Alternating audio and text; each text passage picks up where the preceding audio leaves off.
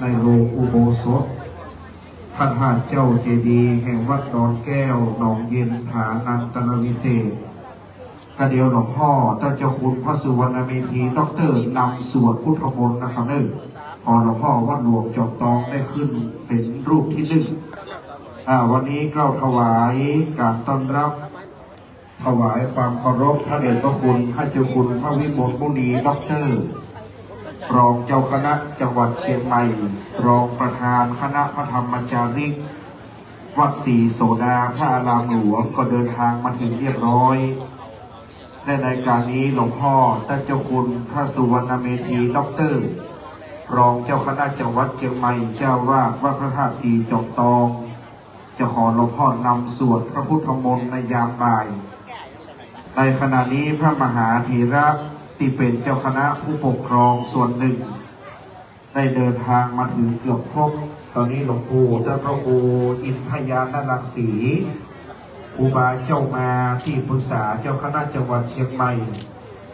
วัดพุทธนิมิตรแต่นดอกไม้อำเภอจอมตองหลวงพ่อพระครูสิริมุทิกรที่ปรึกษาเจ้าคณะอำเภอสันปะตองวัดโพงัวตำบลน้ำบ่อหลวงท่านพระครูวิจิตรสุตามพรรองเจ้าคณะอำเภอสันปะตองวัดมะขุนหวานท่านพระครูวิสิตศรีลาภรรองเจ้าคณะอำเภอเมืองเชียงใหม่วัดวังสิงคำตำบลป่าแดดตุลุงในวังกมาละวันนี้ท่านนายกอุ่นเรือนคำพิโลท่านนายกองค์การบริหารส่วนตำบลทุ่งปีซึ่งได้ปฏิบัติหน้าที่ที่ผ่านมาท่านเป็นประธานชมรมกำนันผู้ใหญ่บ้านของจังหวัดปัจจุบันรับหน้าที่เป็นนายกผู้บริหารในส่วนของตำบลทุ่งปีก็ขอแสดงความยินดีกับท่านนายกเลยนะครับยังมาได้แสดงความยินดีกันเตื้อวันนี้ชื่นใจได้เจอท่านนายกอุ่นเรือนละเวลามาไม่วางพิธีกรอาจารย์ก็ได้สนองงานท่านนายกอุ่นเรือนมาตลอดวันนี้ก็ชื่นใจนะครับวันนี้หลวงปู่พระครูสุทธิยานรังสีที่ปรึกษาเจ้าคณะจังหวัดเชียงใหม่เจ้าวาดวัดรังสีสุภารามวัดเหล่าประฝานก็ได้เมตตาเดินทางมาครูบาเจ้าตุลุงแก้วหรือครูบาจังแก้วสมัยก่อนเปิดดำรงตำแหน่งเป็นรองเจ้าคณะอำเภอแม่วางก่อนต่อมาเมื่อหลวงปู่อายุได้80เปิดปลดเกษียณตุ้เจ้านี่เกษียณ80นะครับเต้าอายุพระพุทธเจ้าบ้านเขานี่เกษียณอายุ60หลวงปู่ครูบาจังแก้วเป็นรองเจ้าคณะอำเภอแม่วางมีหลวงปู่ครูบาวัดเหล่าประฝางเป็นเจ้าคณะอำเภอสมัยนั้น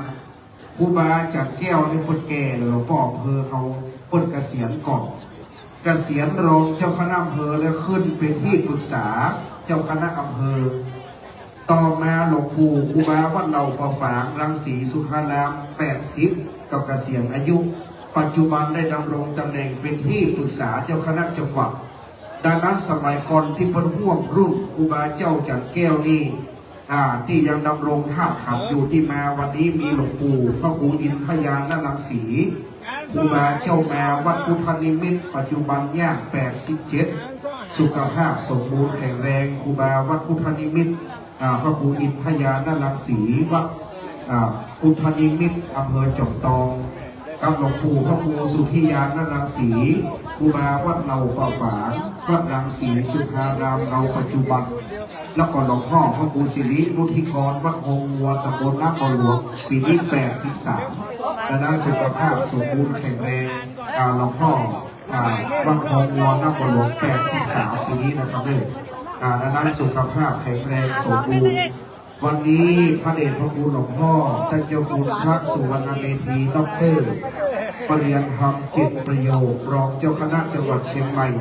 เป็นผู้มีความจำเป็นเลิศเป็นพระราชาคณะผลเมตตาวันนี้จะขอบารมีหลวงพ่อท่านเจ้าคุณวัดหลวงจอมตองนำสวดพระพุทธมนต์เป็นต้นพระวัดทุกงานและก็หลวงพ่อท่านเจ้าคุณพระวิมลมุนีด็อกเตอร์รองเจ้าคณะจังหวัดเชียงใหม่รองประธานคณะพระธรรมจาริกวัดศรีโสดาพระรามหลวงอีกรูปหนึ่งวันนี้เจ้าคณะผู้ปกครองทั้ง2 รูปได้โปรดเมตตาเดินทางมา วันนี้คณะเจ้าหน้าที่กลุ่มพิธีการศพที่ได้รับพระราชทานที่7สำนักงานวัฒนธรรมจังหวัดเชียงใหม่ได้เดินทางมาวันนี้ท่านนายกทั้งของอบตทั้งของเทศบาลในส่วนทุ่งปีในส่วนแม่วางทุ่งรวงทองบ้านกาใกล้เคียงสารปีครูบาอาจารย์ได้เดินทางมาคณะท่านนายกทุกตำบลแม่วางนี้จะเป็นรูปแบบนี้มาตลอดท่านกำนันผู้ใหญ่บ้านสารวัตรแพทย์ผู้ช่วยทุกตำบลปฏิบัติหน้าที่นายกรองนายกเลขาที่ปรึกษาประธานสภาสมาชิกสภาทั้งเทศบาลและอบตต่างปฏิบัติหน้าที่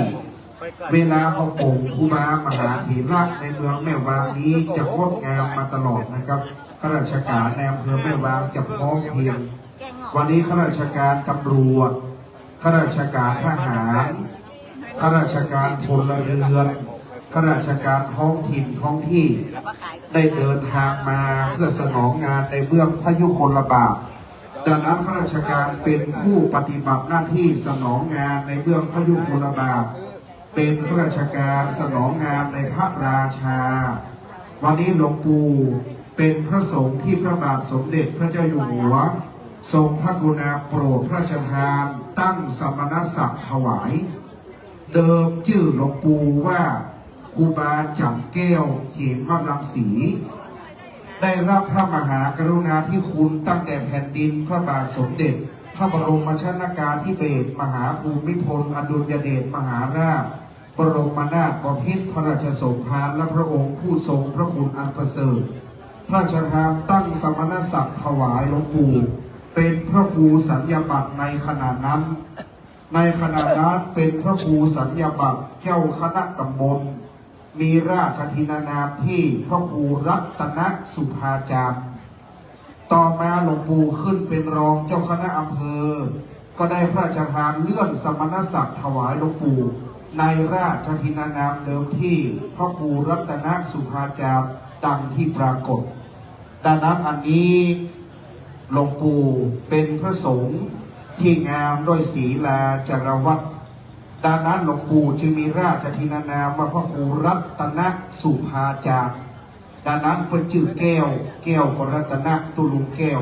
ดังนั้นรัตนสุภาจารย์อันงามด้วยศีลาจารวัตรของหลวงปู่ผู้ทรงไว้ซึ่งความดีบารมีครูบาจันแก้วเขมรังสีดังนั้นเดี๋ยวท่านนายอำเภอท่านว่าที่ร้อยตรีวิทยาโปธาสีท่านนายอำเภอแม่วางเราเดินทางมาก็หากจะได้ประกอบพิธีบำเพ็ญกุศลไปก่อนนะครับ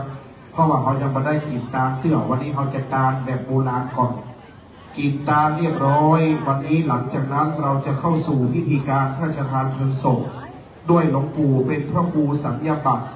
ปรากฏซึ่งหมายรับสั่งที่พระบาทสมเด็จพระเจ้าอยู่หัวทรงพระกรุณาโปรดพระราชทานกองเพลิงให้เจ้าหน้าที่กลุ่มพิธีการศพที่ได้รับพระราชทานที่7สำนักงานวัฒนธรรมจังหวัดเชียงใหม่ได้เชิญกองเพลิงเข้าสู่มณฑลพิธีเพื่อประกอบพิธีพระราชทานเพลิงศพดังนั้นตามพระบรมราโชบายของพระบาทสมเด็จพระเจ้าอยู่หัวเปิดได้มีการพระราชทานเกียรติยศถวายแก่คณะสงฆ์ที่ทรงสมณศักดิ์ตามพระบรมราโชบายว่าเมื่อพระสงฆ์ทรงสมณศักดิ์ถึงแก่มรณภาพนับแต่พระมหาปริยธรรม9ประโยคขึ้นไปพระครูสัญญาบัตรทุกระดับชั้นไปจนถึงพระราชาคณะชั้นสามัญยกสามัญปรริญญาพระราชาคณะชั้นราชชั้นเทศชั้นธรรมรองสมเด็จพระราชาคณะหิรัญญบัตรและไปจนถึงสมเด็จพระราชาคณะล้วนเป็นพระสงฆ์ทรงสมณศักดิ์ทั้งนั้นนะครับจะมีการพระราชทานเกียรติยศถวายประการที่1เครื่องเกียรติยศประกอบศพหลวงปู่เป็นพระครูสัญญาบัตรรองเจ้าคณะอำเภอชั้นเอกตามพัดยศดังนั้นจะเห็นพัดยศหลวงปู่นี่เป็นรองเจ้าคณะอำเภอชั้นเอกหลวงปู่ได้รับพระราชทานหีบเชิงชายได้รับพระราชทานน้ำหลวงสงศพในวันมรณภาพ และสุดท้ายคือกล่องเพลิงพระราชทานในวันนี้แห่งประการหนึ่งหลวงปู่ได้มีลูกศิษย์ดีคืออาชญาครูเจ้าพระครูบาบุญหลวงพระครูโสพลกิตติวัฒน์อาชญาครูพระครูบาบุญหลวงเป็นหน่อเนื้อเชื้อไขอำเภอแม่วางครูบาเจ้าบุญหลวงคนเกิดที่แม่วางต่อไปจะได้ไปดำรงตำแหน่งเติบโตใหญ่ขึ้นที่อำเภอเมืองเชียงใหม่ครูบาเจ้าบุญหลวงก็จึงเป็นลูกศิษย์ในหลวงปู่และครูบาก็สมัครเป็นศาลาเอกฝีมือหนึ่งของเชียงใหม่อีกรูปหนึ่งครูบาก็เลยได้รังสรรค์แปลงภาษาตอนนี้ท่านประธานในพิธีช่วงบ่ายนี้ก่อนนะครับท่านว่าที่ร้อยตรีวิทยาโปธาสีท่านนายอำเภอท่านพ่อเมืองแม่วางได้คือเกียรติเดินทางมาถึงวันนี้ได้สนองงานท่านนายอำเภอท่านวิทยาโปธาสีได้รับการยกย่องว่าเป็นพ่อเมืองที่เอาใจใส่การพระศาสนามาตลอดวันนี้ถวายการต้อนรับพระเดชพระคุณพระเจ้าคุณพระศรีศิลปาจารย์ที่ปรึกษาเจ้าคณะภาค7ผู้ช่วยเจ้าวาดวัดพระธาตุศรีจอมทองวรวิหารได้โปรดเมตตาเดินทางมาถึงนิมนต์พระเจ้าคุณพระศรีศิลปาจารย์ครับท่านวิทยาเป็นพ่อเมืองท่านนายอำเภอว่าที่ร้อยตรีวิทยาโปธาสีเป็นต้นเป็นประธานกินตาลใหญ่หลวงพ่อเมืองนำทำการใดทุกอย่างสำเร็จวันนี้ท่านอุ่นเรืองคำพิโลเข้าต้อนรับในนามเจ้าภาพต้อนรับท่านนายอำเภอกระเดียวเกล้าจะได้ขอพาเดียงสงฆ์เทียบอาจสงฆ์อีกสักครู่หนึ่งนะครับเพราะว่าเขาจะได้เริ่มต้นในเวลาอีกสักครู่ประมาณ5 นาทีครูบาเจ้าบุญหลวงคนเป็นช่างศาลาฝีมือหนึ่งในน้ำพีสีเชียงใหม่ซักมาเป็นหน่อเนื้อเชื้อไขบ้านหนองเย็นวัดดอนแก้วมาเป็นลูกศิษย์ในครูบาเจ้าจำแก้วดังนั้นยามหลวงปู่มรณภาพก็ได้มาแปลงภาษาแก้วแววยูภาษาสูงพิลาดูสะอาดตามสกุลเจ้านกหัสดีลิงหลังงามอ่านว่านกหัสดีลิงนี้เปิดแปลงใส่สรีระสังขารครูบามหาเถระดังนั้นวัดเจ้านายภิกษุสงฆ์ยามปลดปลงวายชีวาประเพณีเจ้าพาราสร้างปราสาทสูงเรืองรองเหนือนกหัสดีลิงงามสิงคลิ้งแถวเหือกทองประชามากเนืองนองลากปราสาทเผานอกนครนั้นเป็นธรรมเนียมการปรงศพพระสงฆ์ครูบาจังแก้วคนนี้ลูกศิษย์ดี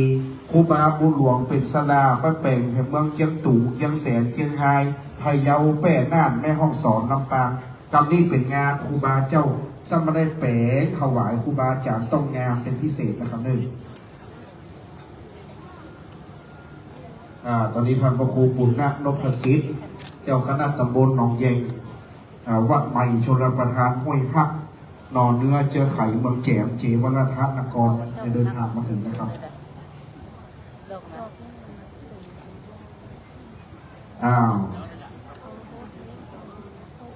การนี้คณะสงฆ์10 รูป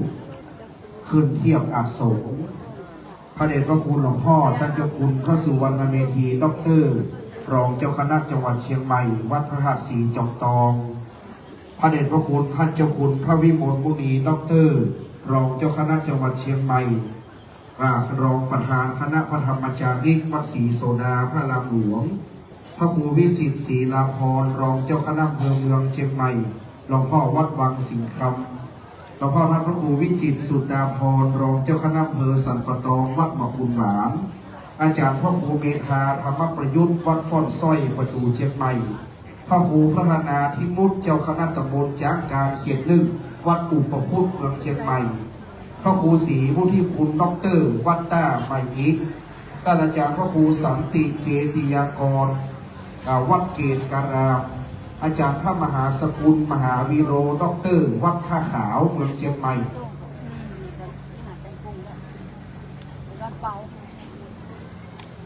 ตอนนี้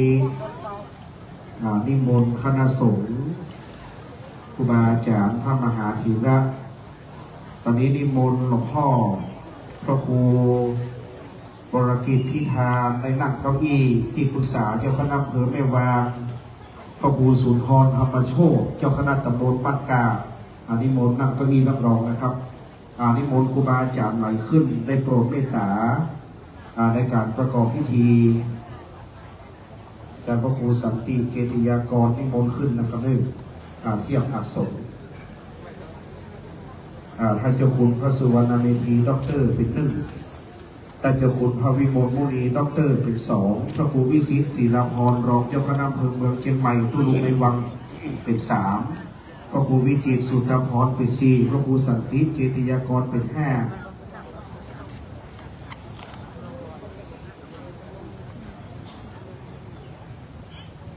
นิมนต์ท่านอาจารย์พระครูใบดิกาสมพรโอภาโสเจ้าคณะตำบลวัดเกตวัดศรีโขงเมืองเชียงใหม่นะครับนิมนต์เทียบอัสงอีกรูปหนึ่งพ่อครูสามพี่น้องคือว่าอุปคุตฟ่อนสร้อยประตูเชียงใหม่และศรีโขงอย่าได้ขาดนิมนต์ขึ้นคือครบ3 รูปครับผมตอนนี้หลวงพ่อพระครูสุนทรขันติรัตน์เจ้าคณะอำเภอสันปะตองวัดศรีเกิดเจ้าคณะผู้ปกครองได้เมตตานั่งเทียบอาสงทิศตะวันออกมีหลวงปู่พระครูอินทยานรังสีหลวงปู่พระครูสุทธิยานรังสีหลวงพ่อพระครูสิริมุทิกรพระเจ้าคุณพระศรีศิลปจารย์ที่ปรึกษาเจ้าคณะภาคพระครูสุนทรขันติรัตน์เจ้าคณะอำเภอสันปะตองและหลวงพ่อพระครูวรกิจพิธาที่ตะวันออกเลยนะครับนิมนต์ครับผม10 รูปครบถ้วนวันนี้คณะปฏิบัติงานท่านอาจารย์พระครูศิรศักดิ์วราพิมลวัดสิริชัยนิมิตรท่านอาจารย์พระประหลัดกำพลวัดดินขามท่านอาจารย์พระประหลัดนาดินลูกศิษย์ครูบาบุญหลวงวัดแล้วก็ลูกศิษย์ครูบาจันแก้วในเมตตาเลยนะครับคณะสงฆ์นิมนต์นั่งประลำหามเปียงโบราณเปิดปล่อยล้อครูบาสังฆะได้สร้างประลำหามเปียงอย่างอีโบราณบะเก่าเปิดปล่อยล้อครูบาสร้างหามต่อตึงตั้งเสาเรียกว่าประลำหามเปียงประลำหามพิธีได้กินใหญ่ตามหลวงคณะสงฆ์เข้าเทียบพร้อมอีกสักครู่จะได้จุดธูปเทียนต่อไปครับได้ตั้งปราสาทรูปพญานกหัสดีลิงครูบาบุญหลวงเป็นช่างที่มีฝีมืองามไปสร้างไว้ที่อื่นไปปกครูบาอาจารย์ไม่หลายที่ล่าสุดนี่ไปแฝงที่อำเภอเชียงแสนวัดประสักน้อยปกที่เชียงแสนแล้วก็มาปกที่ครูบาจับแก้วที่พจองครูบาบุญหลวงไว้อย่างที่คือวัดแม่โจ้อำเภอสันทรายครูบาไปแปลงโมดกุลังครูบาจับแก้วนี่เป็นครูบาจากขิ้นของครูบาบุญหลวงก็เซลครูบาว่าหลังดอนแก้วนี่ต้องงามหรือคนหนึ่งพ่อเป็นครูบาจากขิ้นของครูบาบุญหลวงก็ออกมางดงามทุกประการสมบารมีครูบาเจ้าจันแก้วที่เป็นครูของครูบาบุญหลวงดังนั้นคนบอกว่านกหัสดีลิงคนเอาต่างพระมหาธีระคนบ้านนี่คนมาใส่คนเอาใส่ครูบาพระมหาเถรเจ้าฟ้ามหากษัตริย์ว่ามีกายเป็นหงส์มีตัวเป็นนกขยับปีกยันยง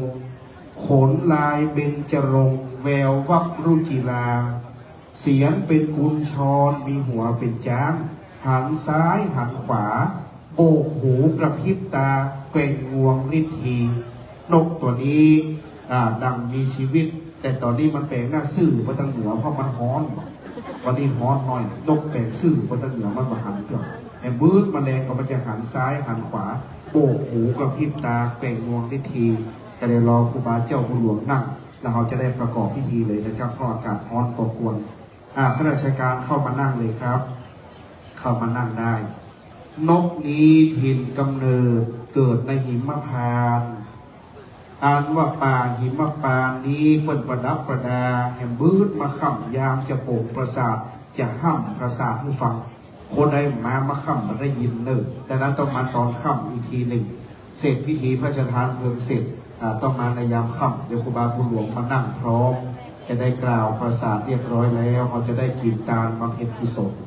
ปักนี้พร้อมด้วยประการทั้งปวง สิทธิ์อันในครูบาเจ้าจันแก้วเขมรังสีพ่อครูรัตนสุภาจารย์อดีตที่ปรึกษาเจ้าคณะอำเภอแม่วางอายุ86 ปีพรรษา65ถึงสมัยการเวลาที่เราจะปากันประกอบพิธีพระราชทานเพลิงศพเลิกทราบศพสการตามโบราณแบบเล่าจารีตที่ยังแม่วางใกล้เวียงเชียงใหม่เราอันดับแรกในเบื้องต้นจะเป็นการจุดธูปเทียนเครื่องนมัสการบูชาพระรัตนตรัยกระผมเรียนเชิญท่านว่าที่ร้อยตรีวิทยาโกธาสีท่านนายอำเภอแม่วางเชียงใหม่พ่อเมืองแม่วางประธานในพิธีได้คือเกียรติจุดธูปเทียนบูชาพระรัตนตรัยณบัดนี้เรียนเชิญท่านครับสาธุชนข้าราชการศรัทธาประชาชนประนมมือขึ้นครับเราจะบำเพ็ญกุศลอย่างพื้นบ้านล้านนาก่อนตามจารีตที่เราได้กระทำบำเพ็ญมาท่านว่าที่ร้อยตรีวิทยาโปธาสีจุดธูปเทียนเบื้องหน้าพระประธานจากนั้นจะได้ยกพานธูปเทียนดอกไม้ขอสมทานศีลตามประเพณีถวายขันข้าวตอกดอกไม้ขอศีลต่อหลวงพ่อท่านเจ้าคุณพระสุวรรณเมธีดร.รองเจ้าคณะจังหวัดเชียงใหม่ครับธูปเทียนดอกไม้เป็นเครื่องสักการะขอน้อมบูชาต่อพระรัตนแก้วเจ้าทั้งสามมีคุณพระพุทธเจ้าคุณพระสัทธรรมเจ้าและคุณพระสังฆเจ้าจากนั้นจะได้ขอเรียนเชิญท่านนายกบุญเรือนคำพิโลจุดธูปเทียนเครื่องทองน้อยบูชาสรีระสังฆธรรมที่หน้าผาสาดแก้วพิมานคำท่านนายกอบต.ตำบลทุ่งปีท่านบุญเรือนคำพิโลในนามของคณะผู้บริหารในองค์การบริหารส่วนตำบลทุ่งปีจะได้จุดธูปเทียนเครื่องทองน้อยเป็นกตัญญูบูชาศรัทธาประนมมือขึ้นครับขอติดพระดวงวิญญาณพระครูรัตนสุภาจารย์หลวงปู่ครูบาจันแก้วเขมรังสีอยู่สถิตเสถียรสำราญในติพยพิมานใดขอดวงวิญญาณหลวงปู่ได้มาเป็นปัตตาอนุโมทนาว่าคณะลูกศิษย์มีครูบาบุญหลวงเป็นต้นและศรัทธาแม่วางตังมวลจะได้กินใหญ่ตาหลวงเป็นกตัญญูบูชาครับธูปเทียนดอกไม้เป็นเครื่องสักการะขอบูชาต่อพระรัตนแก้วเจ้าทั้งสามนบกราบพระสาธุชนกราบหนึ่งกราบสองกราบสามอิมินาสการเรนะพุทธังอภิปูชยามะอิมินาสการเรนะธัมมังอภิปู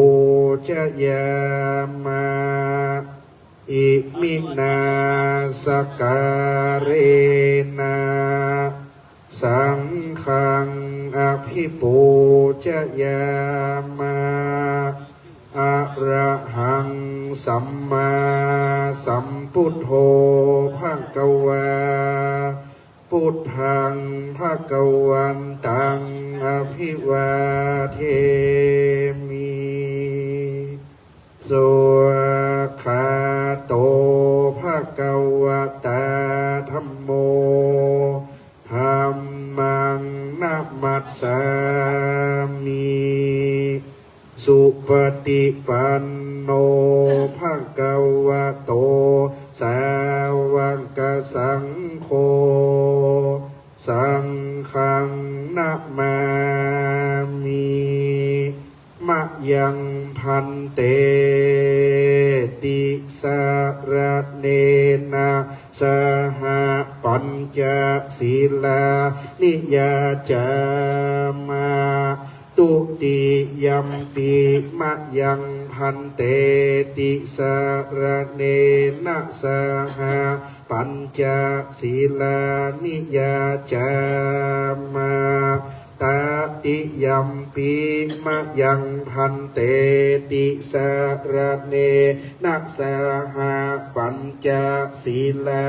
นิยาจามา นะโมตัสสะภะคะวะโตอะระหะโตสัมมาสัมพุทธัสสะนะโมตัสสะภะคะวะโตอะระหะโตสัมมาสัมพุทธัสสะนะโมตัสสะภะคะวะโตอะระหะโตสัมมาสัมพุทธัสสะ นะโมตัสสะภะคะวะโตอะระหะโตสัมมาสัมพุทธัสสะนะโมตัสสะภะคะวะโตอะระหะโตสัมมาสัมพุทธัสสะนะโมตัสสะภะคะวะโตอะระหะโตสัมมาสัมพุทธัสสะ พุทธังสรณัง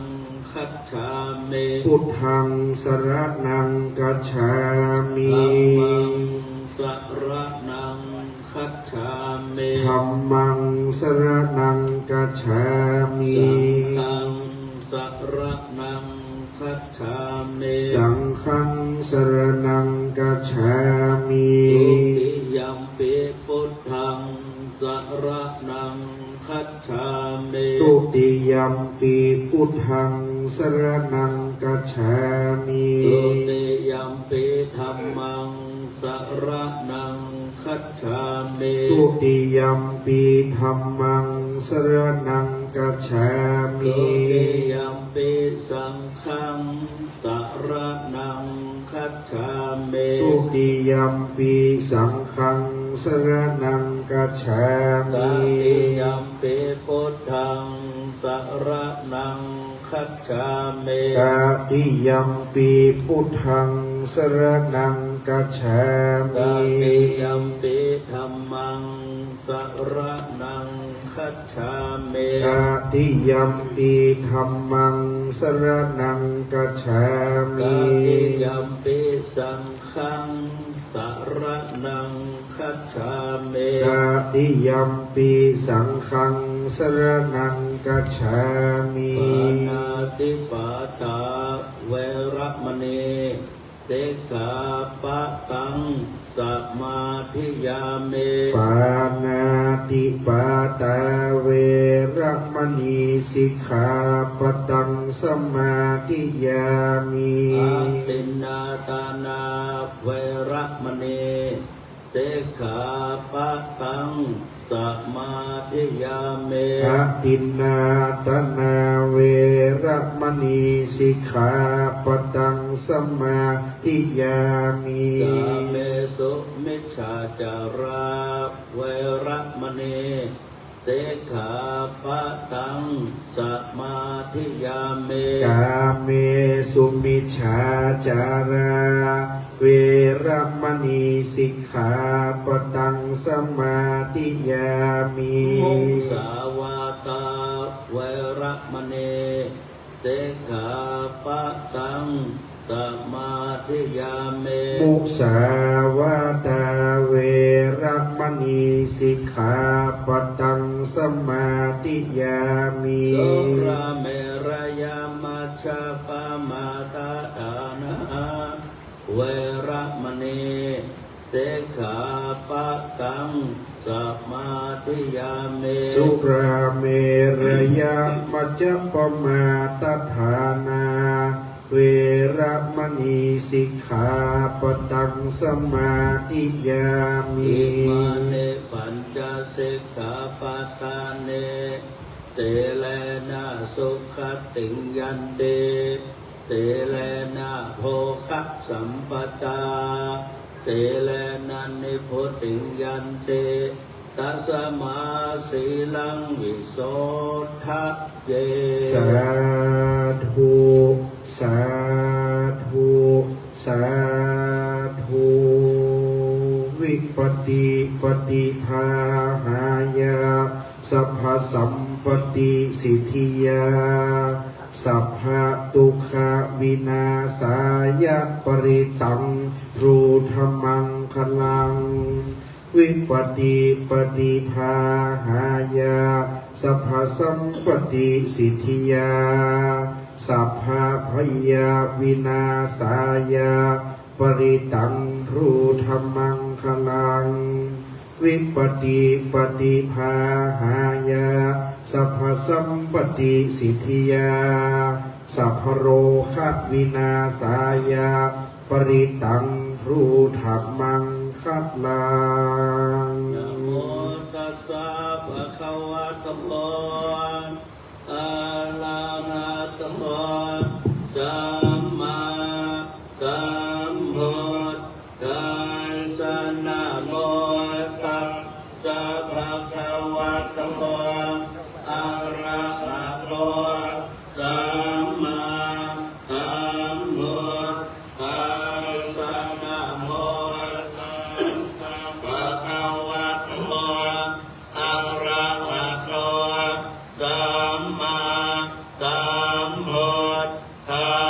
สสะพุทธังสรณังคัจฉามิธัมมังสรณังคัจฉามิสังฆังสรณังคัจฉามิตุติยมปิพุทธังสรณังคัจฉามิตุติยมปิธัมมังสรณังคัจฉามิตุติยมปิสังฆังสรณังคัจฉามิตติยมปิพุทธังสรณังคัจฉามิตติยมปิธัมมังสรณังคัจฉามิตติยมปิสังฆังสรณังคัจฉามิหาปิเสนามิปุรานะบังอาหันจะปาปัตตาสัมมันตาอนุปริยายโยมเนปอเทตาสาเอวาชลาจมาตุจาเดวาตานิปานิโนกาติเยพระมเนสุเตจันทานะโมโตเสนะเกติปะนิวัชเชติสัพพะเมวะวิมาตกาตหาทินังพรหมินาลกานังนาปติยานัจจามิมันตโยเทนะสัพโตนะเนนะวะตัสมาหิปันติโตโพสสัมปัสสังอาตมาตโนพุทเทจะสังเกติโตสังฆังนิเวสเยโยธัมมจาริกายเยนะวาจายะอุตเจตสังวนาปสังสันติเปญญสังเกปโมทติยาสสังฆาตถาติอาจลาสุปฏิติตาสีลังจยาสัตตะยานังอริยกันตังปัสสังสิตังปัสสังโตยาชาติอุสุโมกันจตัสสะนังนาคเตโตติตังโมคันตัสสะเจเวตังตัสสะมาสานังจะสีลังจะปัสสะนังธรรมนังอนุโยนเชนะเมตาเวสลังทานาสาสนันติวะเมสุตังเอกังสมัยยังสาวัตถิยังเวนะลันติเชตวันเนอนันตเป็นเดกาสะอาราเมโกภะคะวาภิกขุอามันเตเสภิกขวเตปะนันเตติเตภะคะวะโตปัจจาโสสุภะคะวะเอตนะโวจักวัฏวาภิกอนุปาทาวาตนานาตานาหิตาวะสาธาโตธัมมาติสตายามาจาสาเปสังฆานาอนิจจานิตังตัมหังโต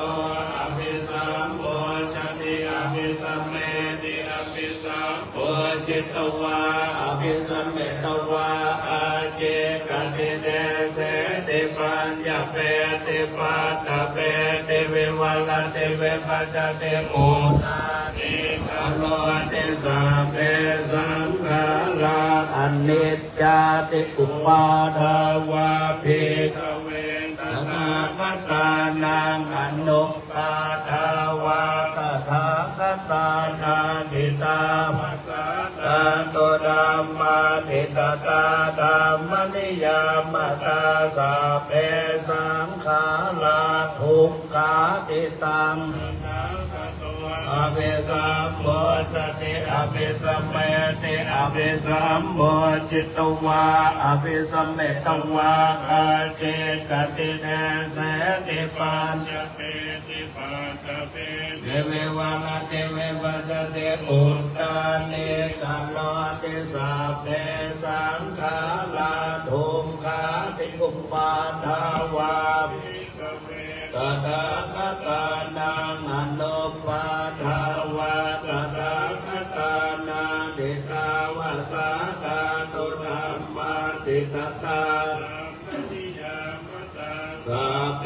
ธัมมาอนัตตาติตังตถาคตอภิสัมโพชติอภิสัมเมติอภิสัมอภิสัมเมตวาอาเจกติเดเสติปัญญาเปติปัตตะเปติวิวัลติเวปัจจติอุตกาโลติสัพเพธัมมาอนัตตาติอิธัมมโวจะภควาอาตมนาเตภิกขุภควโตติตังอภินันโดนติสัพเพสังขาราอนิจจติยถาปัญญายปัสสติอนันติเป็นติโลเกสัมมาโควิสุทธิยาสัพเพสังขาราทุกขาติยถายาปัสสติอนันติเป็นติโลเกสัมมาโควิสุทธิยาสัพเพ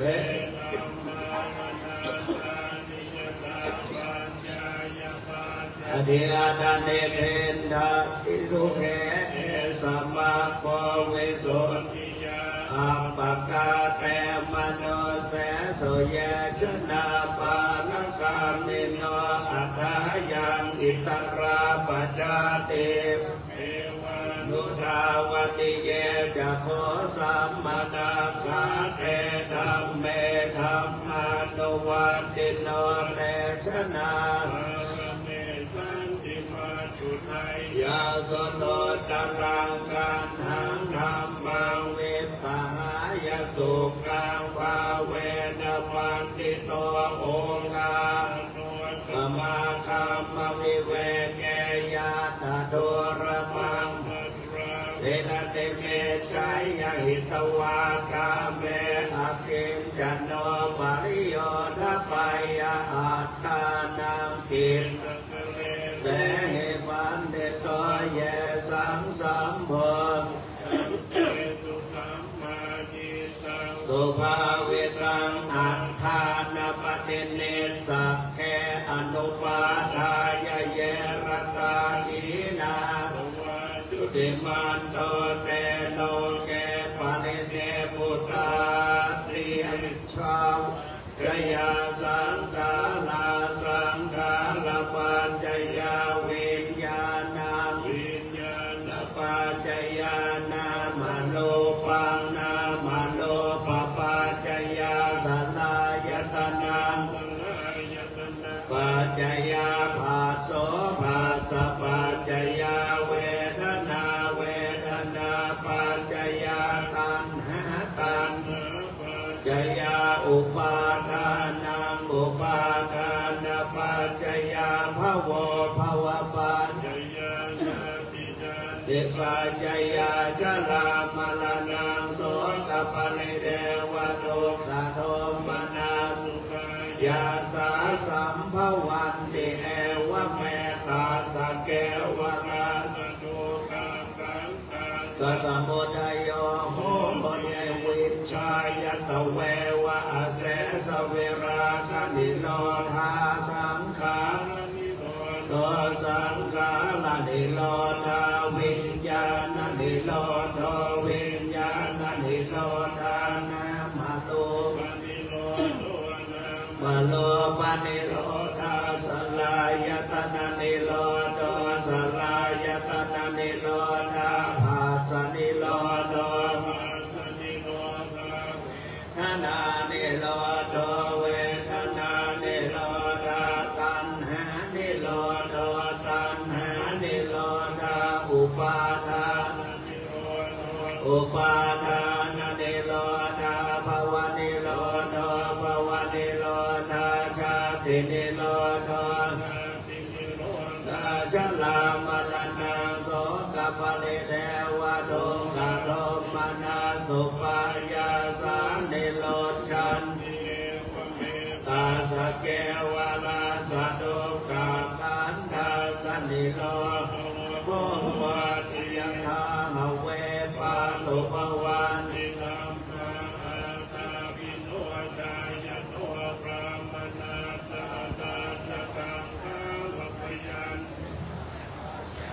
ปัจจานาติสเหตุธัมมังยะถาหเวปาตุภวันติธัมมาปิภามนาสะอาทาสกังขาวะปยันติสัพพายะโตขยังปัจจยานังเตยนาหเวปาตุภวันติธัมมาอาตาปิโน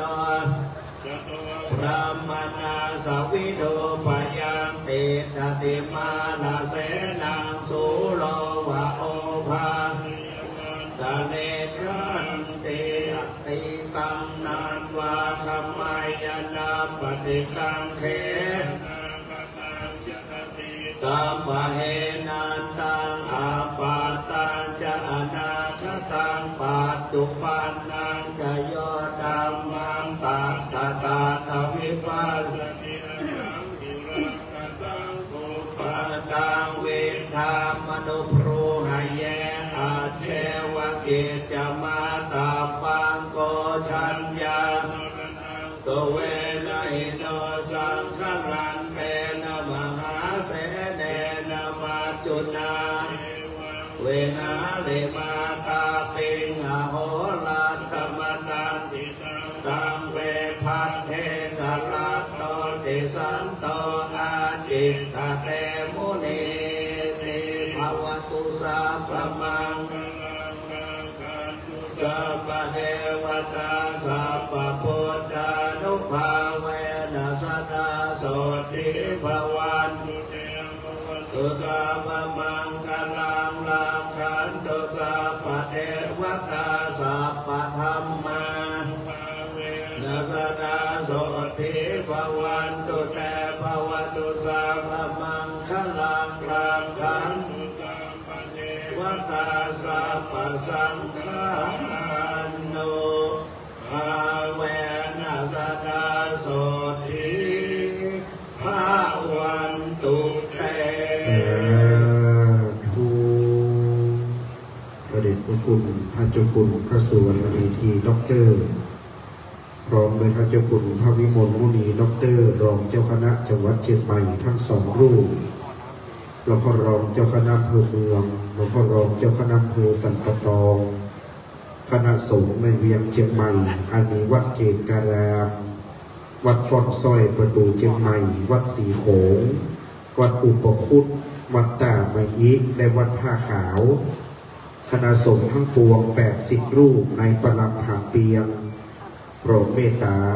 สวดพระพุทธมนต์ธรรมนิยามสูตรแล้วครับต่อจากนี้ไปตามโบราณประเพณีนั้นจะได้สุมาควตาและโอกาสเวตาเชิญอาจารย์พระธนพงษ์น้อยเทศได้มาโยกขับน้ำขมิ้นทรงปล่อยเข้าตอกดอกไม้ลำเตียนซึ่งเป็นเจ้าหน้าที่กลุ่มพิธีการศพที่ได้รับพระราชทานจะได้โยงขันสุมาควตาตามโบราณแบบเบ้าอันเราจะได้เลิกสร้างทรงสการพระราชทานเพลิงศพองค์ปู่เป็นลำดับต่อไปณบัดนี้ครับ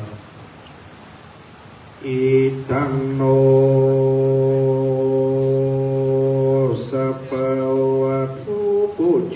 ปการนาวิเศษสัตตนังวรันตักขีนายากายะตัวเลวะขีตัวเลมโนตัวเลสันกินจามพมาเตนาวาสันกินจาพมาเตนวากายะกัมเมนวาวจีกัมเมนวามโนกัมเมนวาอติตะโตสังปัจจุปนโตสังอนาคตโตสังสัพพังโตสังฆมันตุโนโยสนิสิโนวรโปธิมุเลมาลังสเสนังมหันติงวิจัยโยสัมโพธิมากันเกวะอนันตัญญาโนโยโลกุตตโมตังปนามามิพุทธังตังปนามามิธัมมังตังปนามามิสังฆังสุรนันตุพนโตเตวะสังขายโยดุราฟังราฟังราเตปากานานามวลหมู่อันสถิตอยู่กูวิมานจุ่มจักฟังเสียงสารกล่าวอูอันคาจักเปล่าประวัติกล่าวของตามตั้งเตวดาตนอันรักษาขันธสันดานสัทธาจุภูรักษากูหอเรือนรักษาปีเดือนวันยามตั้งเตวดาตนอันรักษาไรนากามมาเขตพาเตศบ้านเมืองฝายรักษาเจนบ้านเจนเมืองตั้งพรหมเทวดารุกขเทวดาอากาศเทวดาปัพพตาเทวดารุกกจาใสสลีตุขาวกัปณีเมฆลาเจิญเทวดาติเตน้อมนิวเนตโมตนาตั้งพระยาอินตาผู้บานตนองค์คารฟ้าเฟืองต่างเต้าเจืองคุณพรหมจตุโลกกบาลตั้งสี่ยักษ์ขียักษ์ขาตนมีฤทธานุภาพตั้งกลุ่มพันผ่าภัยรีตั้งนางนาถไทยแม่ธรณีสลีกุตาอำมาตนจำบุญและตนจำบาปตนจำน้ำหยาดหมายตามตั้งพระยามาตนใจหาดหาวติดเตเต้าไปบนหนอากาศไปไตรราชธรณีเทวดาอันรักษาวัดดอนแก้วหนองเย็นแม่วางไตเวียงเชียงใหม่ตัดตีนีเป็นเก้าก็คออันเจิญม้วนหมู่เจ้าเข้ามาสู่โมตนาตานซึ่งวัลคียาเจ้าสมณะศรัทธาและมูลศรัทธาผู้ขาต่างนายจักได้ฮือตานในตีขากาลับบัดนี้ยามนี้นั่นจุงจังมีเตียงแต่ดิลีสาธุสาธุโอกาสพันเตคาแต่พัทธิหลัยรัตนพันแผ่วพระแก้วเจ้าตั้งสามประการในปีขากาลับบัดนี้นาก็บังเกิดใดหมายมีตั้นพระครูโสพลกิติวัฒน์อาชญาครูเจ้าพระครูบาบุตรหลวงวัดเกาะกลางเมืองเชียงใหม่เป็นเก้าเป็นประธานพร้อมด้วยพระภิกขุสังฆะและสามเณรจุตนโหนแห่งห้องไปนอกหมายนี้ท่านว่าที่ร้อยตรีวิทยาโพธาสีตนามอำเภอแม่วางเป็นประธานท่านนายกอุ่นเรือน คำกิโลท่านนายกองค์การบริหารส่วนตำบลหุ่งปีและคณะส่วนราชการในอำเภอแม่วางเจียงใหม่สัทธาน้อยใหญ่วัดดอนแก้วจุหลังคาหอเรือนเท่าแก่หนุ่มยิงใจ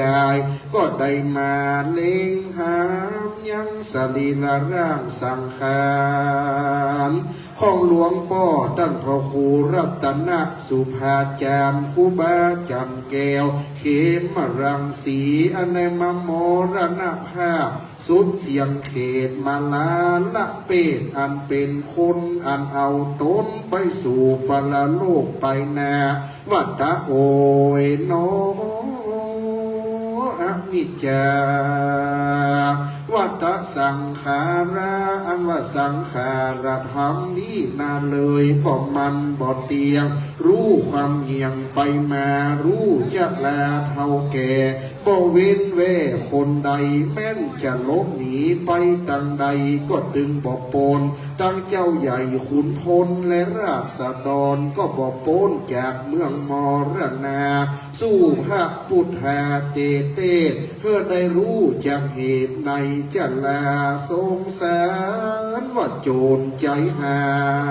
นเลยไล่ขามาได้พยามาจุลาดกลาให้ความตายจ้างปังปายเลยไล่ยำหากมาได้ความเท่าค่ำจะลาเปียกโกเปียกกาเลยไล่มาได้เปียที่เกิดแก่ตัวสัตว์ต่างหลายบ่มีที่สบายปิงเปิ้งบ่มีที่อาสไลสักประการเต้ามีแต่นิพพานเวียนแก้ว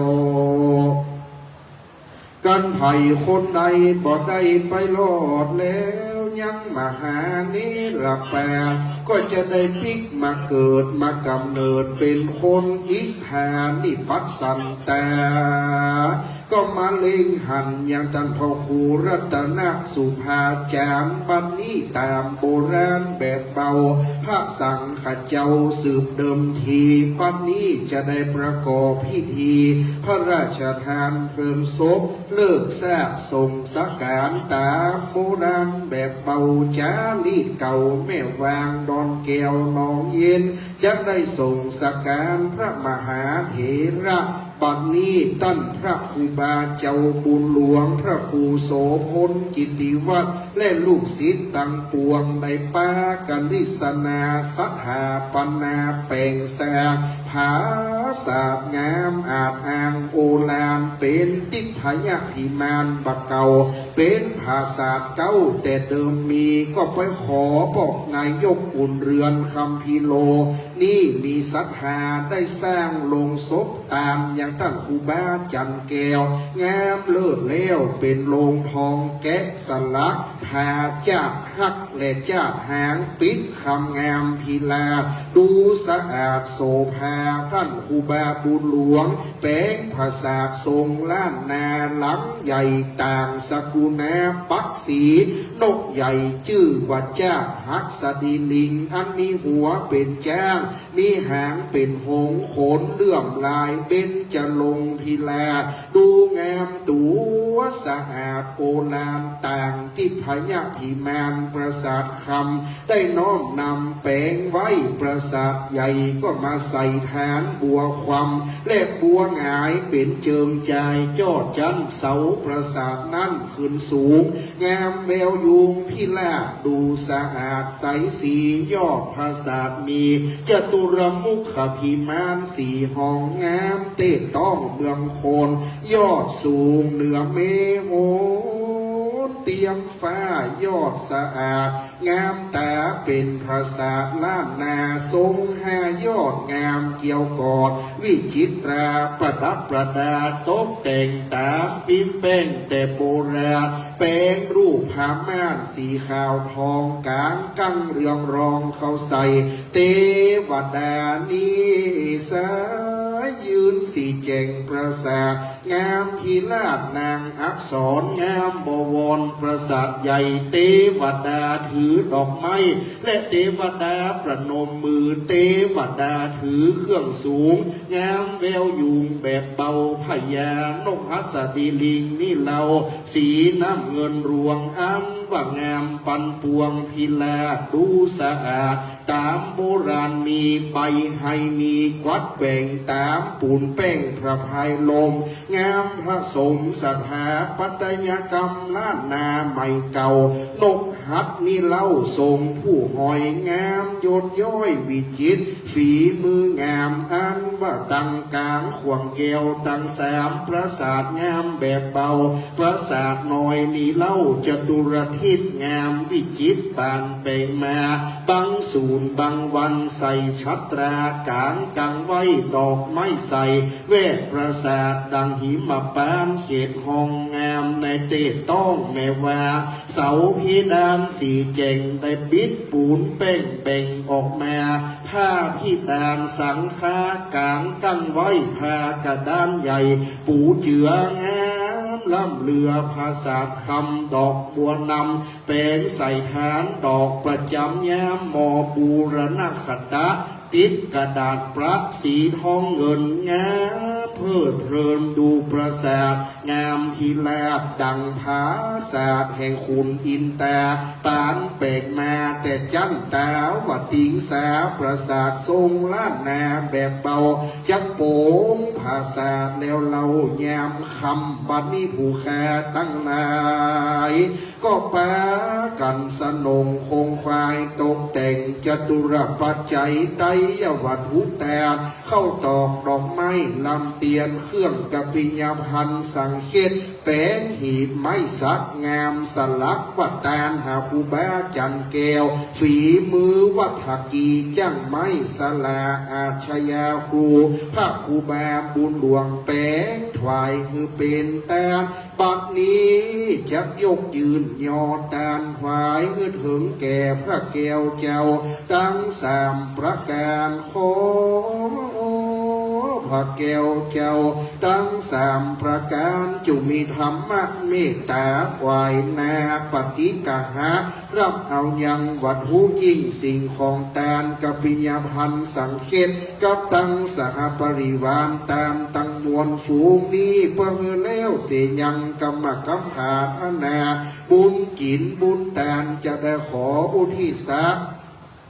ฝากไปหาดวงวิญญาณพระมหาเถระผู้มรณภาพไปสู่ปรโลกไปนามีนามกรชื่อว่าหลวงพ่อพระครูรัตนสุภาจารย์จันแก้วเขมรังสีหลอนวจิตะดวงวิญญาณตั้นครูบาเจ้าไปอยู่สถิตเสถียรสำราญอยู่ในติพยาภิมานใดขอบุญกุศลอันใหญ่ไปแผ่รอดเพื่อได้ไปจุกจอดดวงวิญญาณเพื่อได้ฉันได้บริโภคได้โป้นเสียยังตียากได้พรากเสียยังติดตุกได้เถิงสุขในตีคากาณบัดนี้แม้นว่าดวงวิญญาณอยู่ไกลสุดวิสัยไปบ่รอดขออัญเชิญเจ้ายอดมเหสักขาเทวบุตรและเทวดาตนมีอิทธิฤทธิแก่กล้าจุ่มนำประวัติข่าวสารบุญกินบุญตามจุกจอดรอดเหิงตึงแก่ดวงวิญญาณไปรอดมายามเจ้าเพื่อได้กลับกลายเป็นดังคาบเข้าง่ายจังหันไปรอดมายามควายเพื่อได้กลับกลายเป็นดังจีว่าละแผ่นพันพาไปรอดมายามลาเพื่อได้เป็นอาสนะที่อยู่และที่นอนไปรอดมายามตอดเพื่อได้เป็นภัตตาหารติบเขาติบน้ำติบ10ประการเป็นอลังการอันประเสริฐเป็นรัตนมาภิมานมนเทียนทองเป็นสุวรรณเกินคำกายฟ้าคือเป็นดังม้าอาจารย์ในเป็นปาทายะเขาห่อเป็นเรือนาวาสะเป้าคำลำอันผาเสดใส่จิตตะดวงวิญญาณตั้นครูบาจันแก้วเขมรังสีเมื่อเกิดในห้องฟ้าเลิศสวงสวรรค์มีอมตะนิพพานตันหันต่อหน้าเป็นที่แล้วอย่าได้กาดได้กล้าด้านจุ่มจะมีเตียงเต้ดีลีตานังเมปริสุทธังอุทิสะ ตานังสุตินังวัตตะเมตานังอาสวะขยาวหังนิปานปัจจโยโหตุโนนิจจังนิจจังวัตตานิปานังสุขังวัตตานิปานังสาลังวัตตานิปานังนิพพานังปะระมังสุขังนะโมตัสสะภะคะวะโตอะระหะโตสัมมาสัมพุทธัสสะนะโมตัสสะภะคะวะโตอะระหะโตสัมมาสัมพุทธัสสะนะโมตัสสะภะคะวะโตอะระหะโตสัมมาสัมพุทธัสสะอิมานิมัจยังพันเตกัปปิยพันดานิสัพปริวารานิภิกขุสังคัสสะโอโนชยามะสาธุโนพันเตภิกขุสังโฆอิมานิกัปปิยพันดานิสัพปริวารานิปฏิคันหาตุอัมหากังทีครตังหิตายาสุขายาข้าแต่พระสงฆ์ผู้เจริญข้าพระเจ้าทั้งหลายขอน้อมถวายเครื่องกัปปิยพันธ์กับทั้งของบริวารทั้งหลายเหล่านี้แด่พระสงฆ์ขอพระสงฆ์จงรับเครื่องกัปปิยพันธ์กับทั้งของบริวารทั้งหลายเหล่านี้ของข้าพเจ้าทั้งหลายเพื่อประโยชน์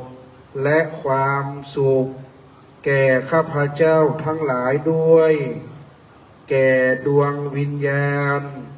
พระครูรัตนสุภาจารย์ผู้มรณภาพไปแล้วตลอดกาลละนานเทินสาธุพระสงฆ์เมตตาอนุโมทนาสาธุการเรียบร้อยต่อจากนี้ไปจะเป็นการประเคนกันพระพุทธด้านหน้าโต๊ะหมู่บูชา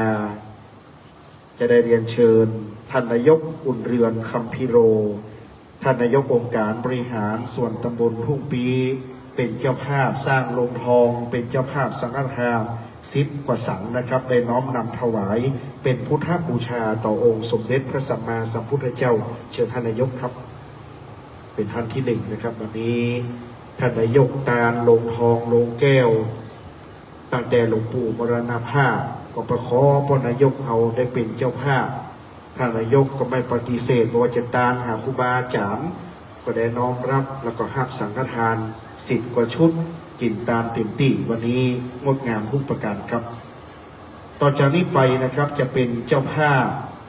เข้ามาประเคนถวายด้วยข้าราชการวันนี้เราจะเป็นการตอดผ้าแต่สำหรับเจ้าภาพสังฆทานจะมาเกณฑ์สังนะครับเพราะได้เป็นเจ้าภาพไว้ได้ยินรายนามและลูกมาเลเนอร์กระเดเจ้าหน้าที่กลุ่มพิธีการเพื่อจะจัดเข้าประเคนอาจจะประเคนที่อาจสงฆ์10 รูปนี้ก่อนเต็มอาจสงฆ์10 รูปเพื่อไปอาจสงฆ์พระมหาเถระตะวันออกเต็มตะวันออกแล้วก็มาตะวันตกตีปลำผามเปียงยาวเข้ามาเรื่อยๆมาถึงก่อนประเคนก่อนประเคนเสร็จกลับที่รับรองเดิมเลยนะครับเชิญคุณโยมจากประเทศสิงคโปร์ซึ่งเป็นศิษย์ของครูบาบุญหลวงเข้าถวายหลวงพ่อรองเจ้าคณะจังหวัดรูปที่1อันนี้เพิ่นมาจากสิงคโปร์เป็นเจ้าภาพหลายแสนบาทได้ร่วมกินร่วมตามในงานของครูบาเจ้าจันแก้วเป็นศิษย์ในครูบาบุญหลวงจากประเทศสิงคโปร์น้อมนำถวายครับต่อไปจะประกาศชื่อเจ้าภาพที่ได้รับเป็นเจ้าภาพยอดตาลและสังฆทานไว้ได้ยินในนามลูกเลยนะครับดังต่อไปนี้ครับพ่อหลวงพรสุยะพ่อหลวงบ้านหนองปะคานายวินัทนางเกษรคำล่าพ่อหลวงนรินทร์แม่หลวงพันนี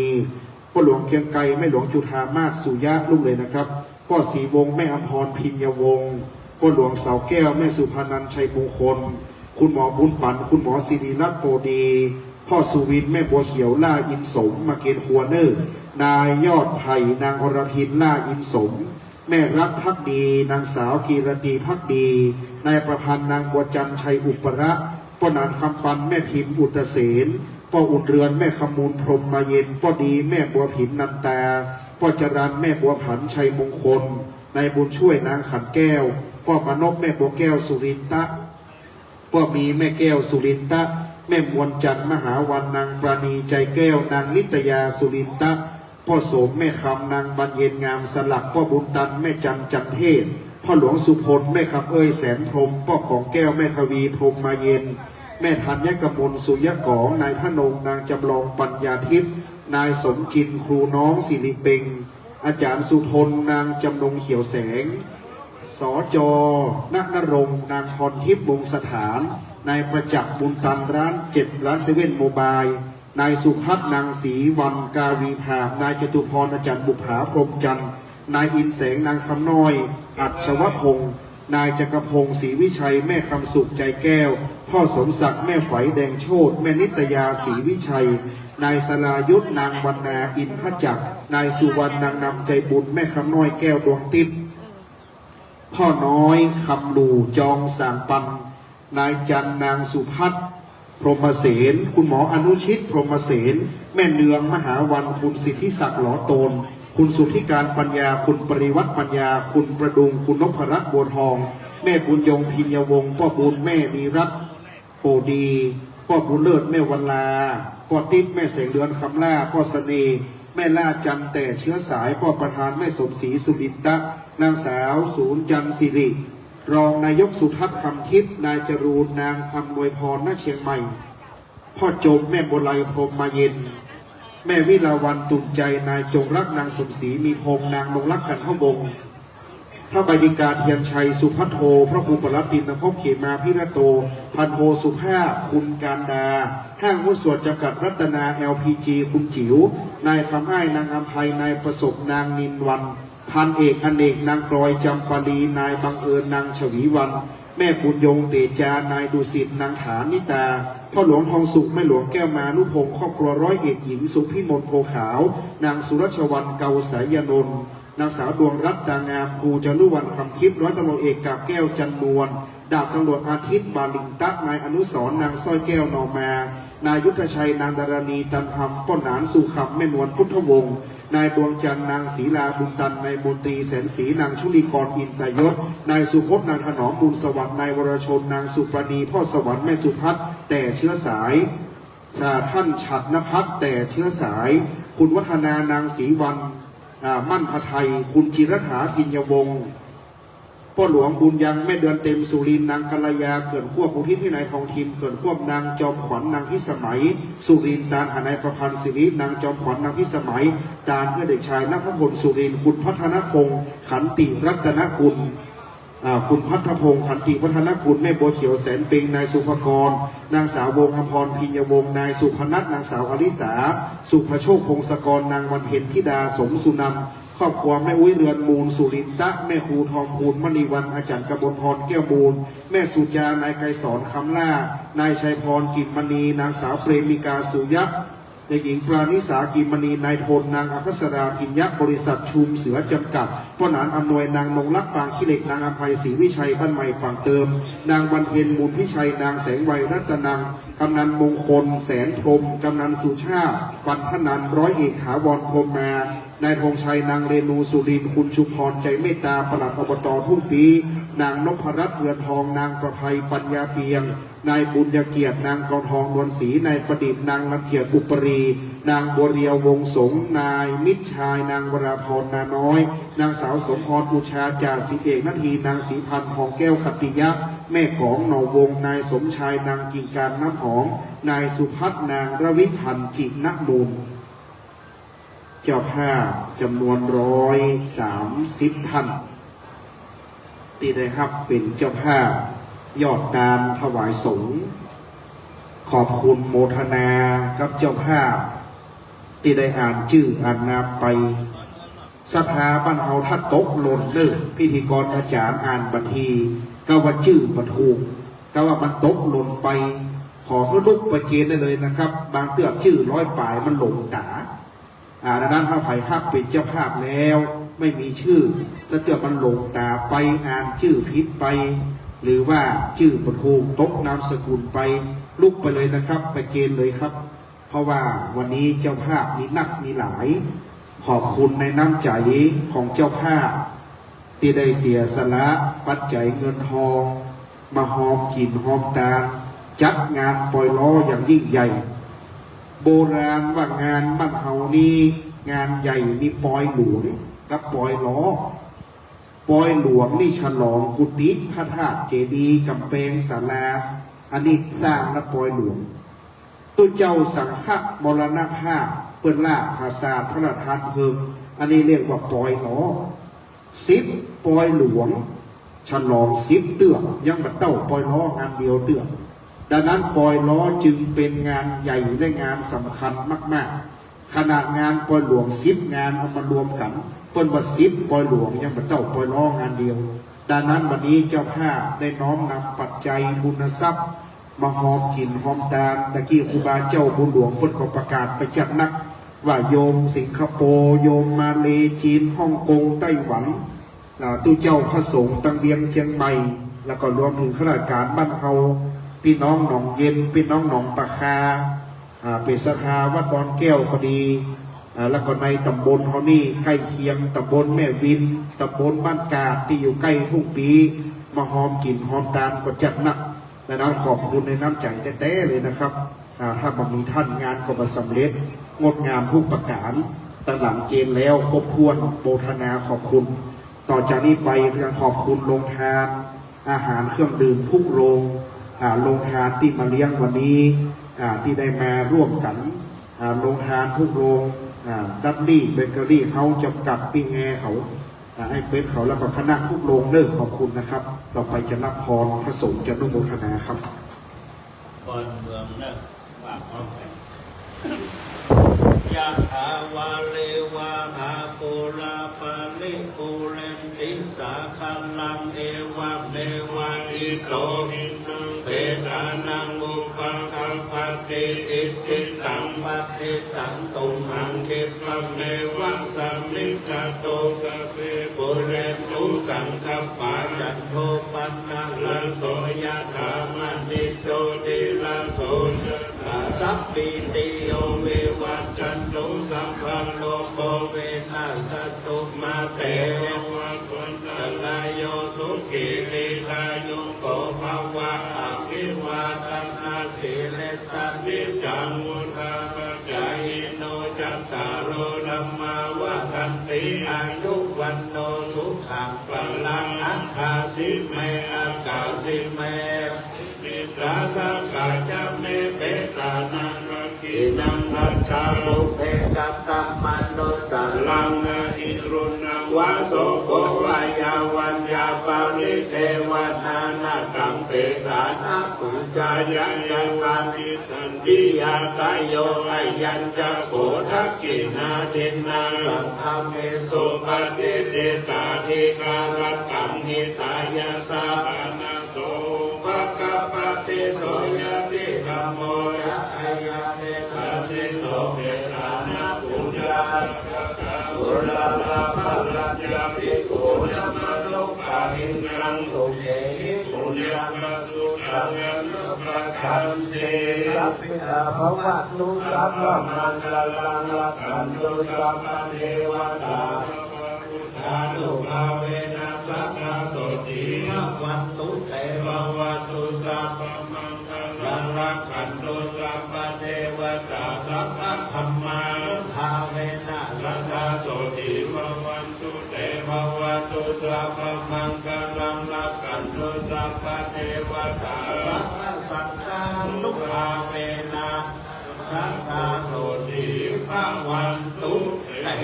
สาธุเจริญจิตตภาวนาทำสมาธิคือบอกควรแก่เวลาครับ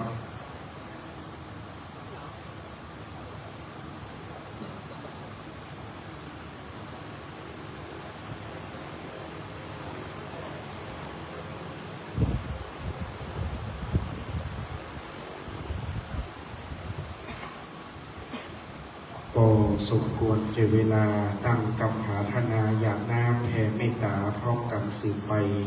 อิตังตานากัมมังนิปปานาปัจจยโยโหตุโนจังอิตังศีลกัมมังนิปปานาปัจจยโยโหตุโนจังอิตังภาวนากัมมังนิปปานาใจโยโหตุโนนิจังยังกินจีกุศลังกัตตปังกัมมังเปหิกาเตหิกาตังปุญญังโนอนุโมโตสุนันโตพนโตเยเตวาอัสสมิงหาเนอติตาติขายุกาสัพหาหุนตุสัพพะสัตตานังสุอัตตานังปริหารันตุมาตาปิตาสุ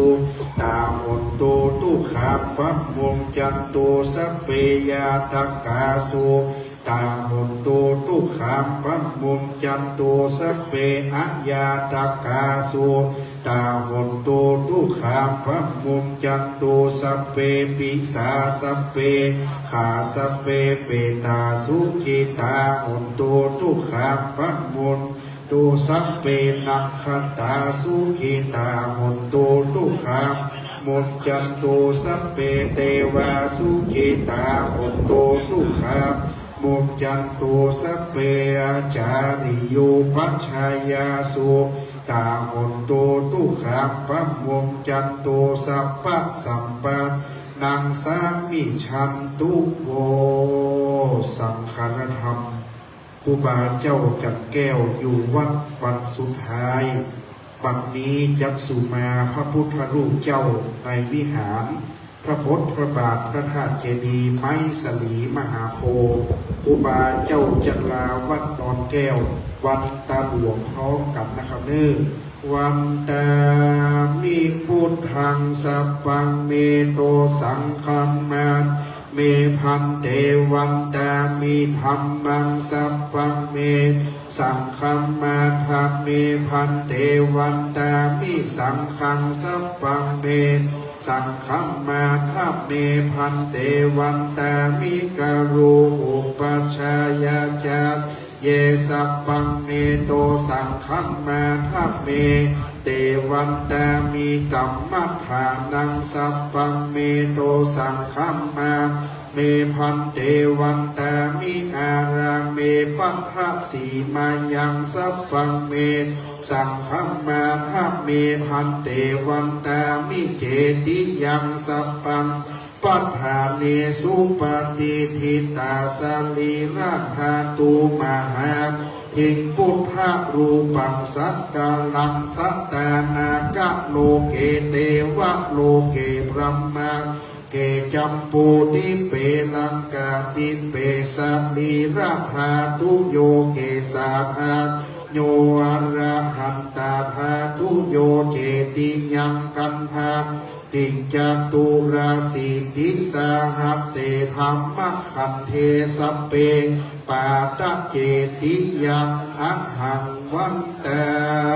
มิสัพปะโสสังฆธรรมครูบาจันแก้วก้อยสุมาก่อนติจะโป่งยามค่ำวันนี้พระครูอินทยานรังสีครูบาเจ้ามาที่ปรึกษาเจ้าคณะจังหวัดเชียงใหม่วัดพุทธนิมิตรมีพรรษาอยู่การสูงสุดคือ86วันตาน้อยพร้อมกันนักบัดนี้ครับวันตามีพันเตสัพพังอาปาราทังมัทธาเมพันเตมยากาทังปุญญังสามินานุโมทิตาปังสามินากาทังปุญญังไมหังตาปังสาธุสาธุอนุโมทามิอายุวันโยทุกขังภารา สาธุขยโยโชเฟอร์คนขับรถพระครูเจ้ามารับกัปปิยพันธ์ไปใส่ไว้ในรถก่อนนะครับแล้วก็เดี๋ยวจะได้ปรับสถานที่ประมาณ10 นาที อาจารย์พระครูศรีรสังวราภิมลก็ดีอาจารย์พระประหลัดกำพลท่านมหาที่เขาทุกปีหลายรูปนะครับช่วยกันปรับสถานที่ขอเวลา10 นาทีนะครับปากของวงกล้องฟ้าครูบาสังลุยได้แห่ส่งสการในการปรับสถานที่ประมาณ10 นาทีตอนนี้คณะกรรมการคณะราชการมาขอพักสักประมาณ15 นาทีก็จะต้องปรับเก้าอี้ครับตอนนี้ขอพักเข้าห้องน้ำทำธุระส่วนตัวสักครู่หนึ่งครับทีมงานเขาเกิดปรับเก้าอี้ขอเองก็ชายเรียกว่าจะต้องปรับเก้าอี้นะครับชมรมปกครองทุกสีกากีช่วยพลังปรับเก้าอี้ครับชมรมปกครองทุกสีกากีช่วยปรับเก้าอี้ครับผมช่วยปรับเก้าอี้ครับผมเจ้าหน้าที่ถึงที่มาขอคำนึงว่าเราจะเก้าอี้เป็นอะไรอย่างไรบอกว่านี่กับเจ้าหน้าที่ดูพิธีการเราจะช่วยแนะนำครับนะครับเพื่อชนะเดี๋ยวที่มาหน้าครับการเงินไม่ถูกเข้าน้ำยาเดี๋ยวก่อนนะครับเพราะว่าจะต้องเข้าสู่พิธีก่อนหมายรักษานะครับหมายรักษาในเวลาบ่าย 4ไม่เกินนี้นะครับไม่เกินบ่าย 4น่าจะตอนนี้บ่าย 2ผ่านแล้วเราต้องดำเนินไปเรื่อยๆถ้าไปถึง80 ไปครับสภาบ้านเฮาผ้าไหมเก้าอี้แดงมันเอาขึ้นยกคนเดียวเลยบีบหน้าทางภาษาครับสภาก้นไผ่ก้นมันบีบคนเดียวเลยแล้วก็เขาจะปรับสถานที่เป็นการคุ้มแรงเจ้าหน้าที่ไม่ได้หน่อยสภาที่บีบเก้าอี้นะครับข้างใต้นี่มันจะมีกำนันยางคามครับส่วนของที่ไหนสบายครับกำนันยางคามนายกยางคามจะไปช่องที่หนึ่งที่ห้องหน้านะครับช่องที่หนึ่งที่เราได้หน้านะครับจะก็มีอะไรก็ใส่เรียวโจ๊กเกอร์ครับเป็นราก่อนนะครับขอ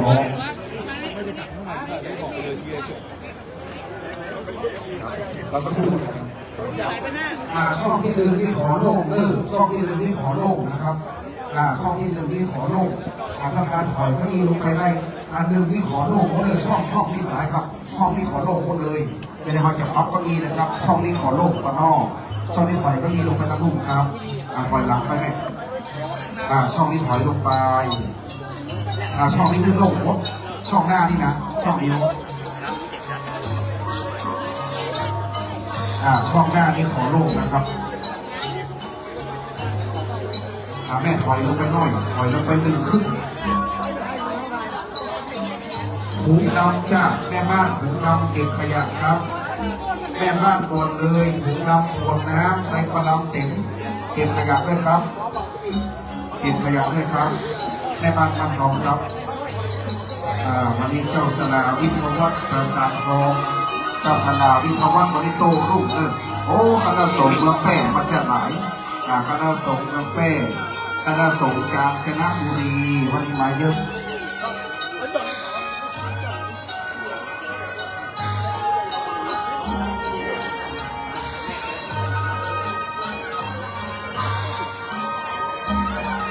ถวายพัดลมมือถือนะครับวันนี้ถวายพัดลมมือถือวีไผ่วีมันเนอร์พัดลมมือถือครับอะไรเนี่ยมาเราถามเตียงที่มันเย็นหน่อย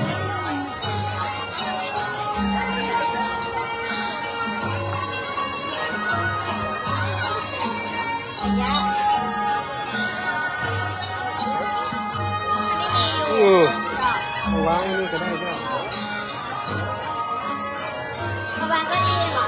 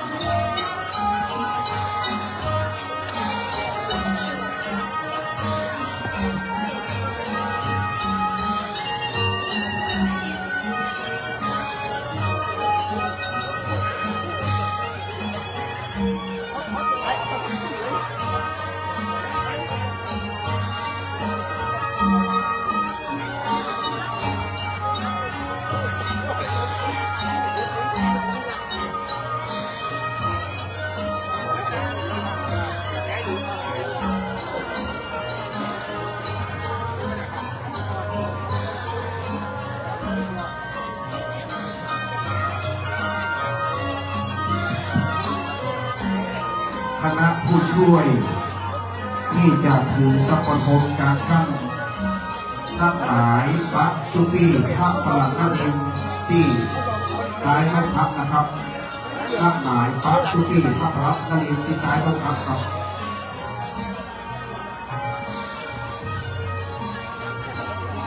ขวานไอ้ขวานไอ้ขวานมาใส่ด้วยมันสุดอีกก่อนเอามาใส่นี่มันสุดอีกก่อนเอาใส่มันสุดอีกก่อนเอาตึกนี้ปะเอาตึกหาแก่เลยเนาะตึกแก่แล้วเนาะไปเดี๋ยวสองไม่ได้ครับ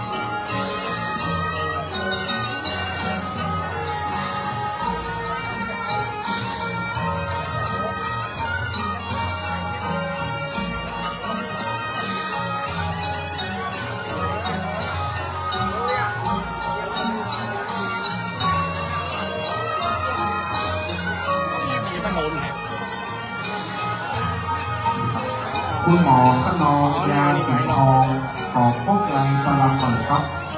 หารือในประลังพิธีครับคุณหมอขนองยาสีทองครับ ขอรับหมายขอพบปรึกษาในประลังพิธีครับ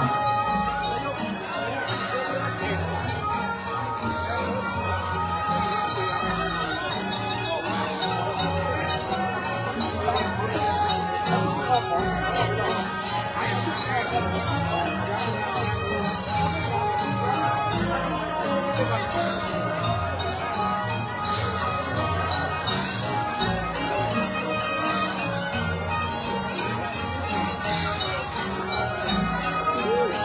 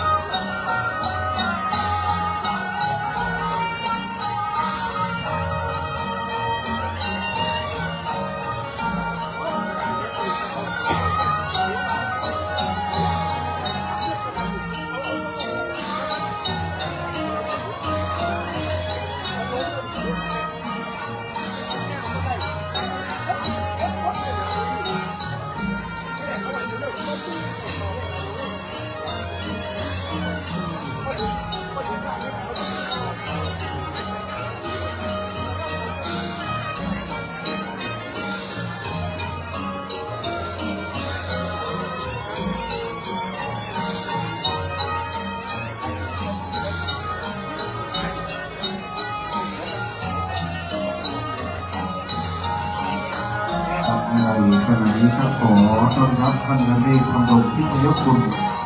รัฐมนตรีช่วยว่าการกระทรวงเกษตรและสหกรณ์ประธานในพิธีได้ให้เกียรติเดินทางมาถึงวันนี้เรียนเชิญท่านนเรศ ธำรงพิทยกุล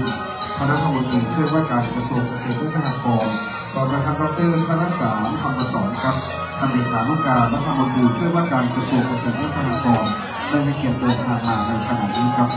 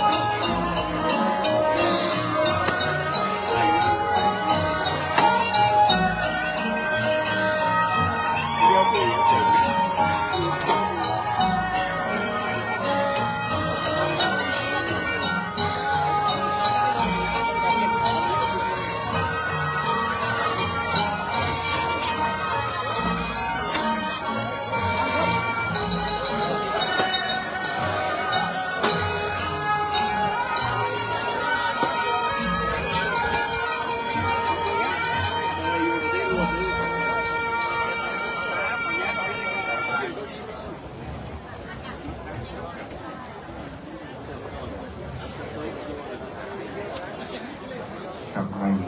ขณะนี้นะครับจะได้ขออนุญาตจัดเตรียมความพร้อมเพื่อจะได้น้อมเข้าสู่พิธีการสักครู่ครับตอนนี้คณะท่านผู้ช่วยผู้ใหญ่บ้านคณะที่แต่งกายด้วยชุดข้าราชการสีกากีได้ประจำที่ประจำการให้พร้อมที่ได้ในการปฏิบัติหน้าที่การกั้นนะครับกางร่มถวายต่อพระมหาเถระและเจ้าหน้าที่ที่จะถวายแต่ละปัดพัดรองตอนนี้ครบถ้วน15 นาทีนะครับที่ได้นัดหมายว่าให้ทุกท่านได้พักเพื่อจะได้ปรับสถานที่เพื่อเตรียมธุระส่วนตัวให้เสร็จแล้วกลับมานั่งที่รับรองตอนนี้เดี๋ยวเจ้าหน้าที่นะครับตอนนี้ขอพ่อบ้านเก้าอี้ที่อยู่หน้าผามฝั่งสกุลขอมาย้ายเก้าอี้ด่วนเลยครับพ่อบ้านเขาขอช่วยกันย้ายเก้าอี้ที่อยู่หน้าผามนะครับด่วนเลยปรับให้พร้อมทุกอย่างต้องพร้อมนะครับเวลาจะน้อมเข้าสู่พิธีการ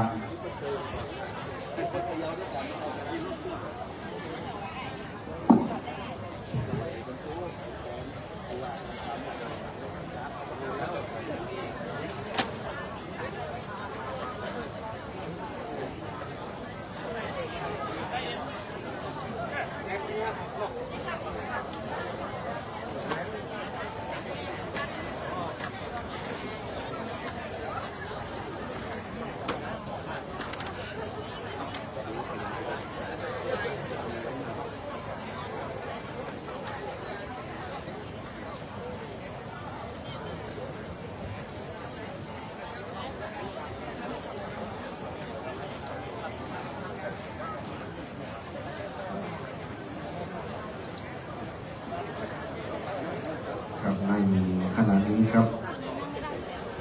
ขออนุญาตโอกาสท่านนเรศ ธำรงพิทยกุลวันนี้ขอบคุณท่านนเรศครับวันนี้ถือว่าท่านเป็นข้าราชการผู้ใหญ่ที่เป็นคนเมืองบ้านเฮาท่านนเรศ ธำรงพิทยกุลท่านรัฐมนตรีช่วยว่าการกระทรวงเกษตรและสหกรณ์วันนี้ได้ให้เกียรติเดินทางมาเป็นประธานนับว่าสำคัญยิ่งนะครับ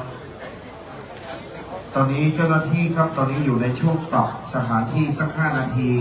ตอนนี้ขอรบกวนรถโตโยต้าจอจานรอเรือ1246เชียงใหม่ 1246เชียงใหม่โตโยต้าย้ายรถไว้ครับเพราะทางนั้นจะเป็นทางเข้าของกล่องเพลิงจอจานรอเรือ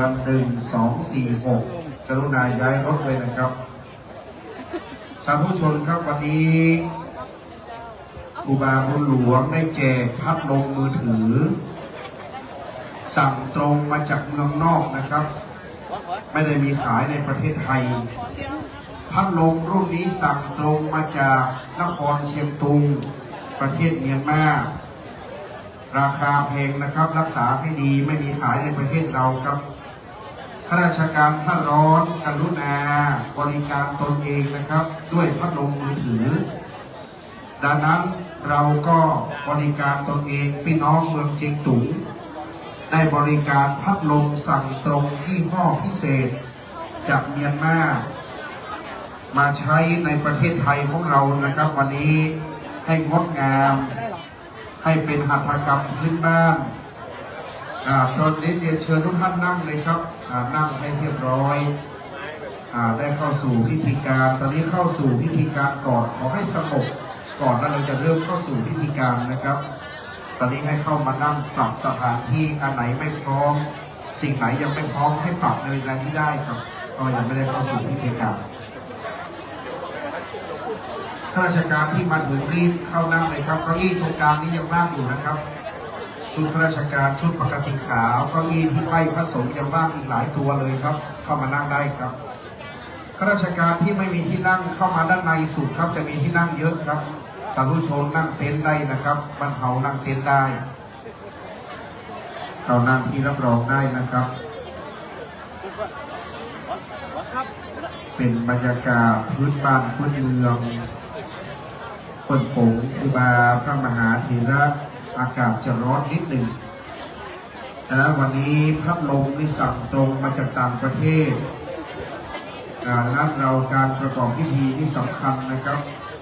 บริการพัดลมมือถือด้วยตนเองวันนี้เป็นหัตถกรรมพื้นบ้านเพราะครูบาเพิ่นไปเตรียมตุ๋นบ่อยของที่ระลึกวันนี้ก็ลวดแจกให้กลับบ้านเลยนะครับไม่ต้องคืนครับไม่ต้องคืนมาเสียบไฟนิดหนึ่งวันนี้นะหลีไฟคือเสียบเตรียมพร้อม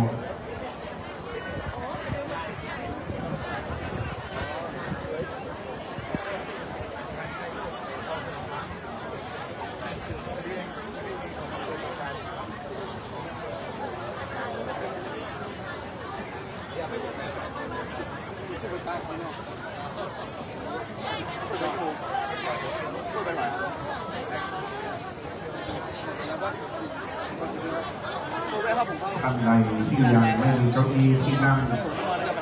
รีบหาเก้าอี้นะครับเข้านั่งที่รับรองให้พร้อมเป็นส่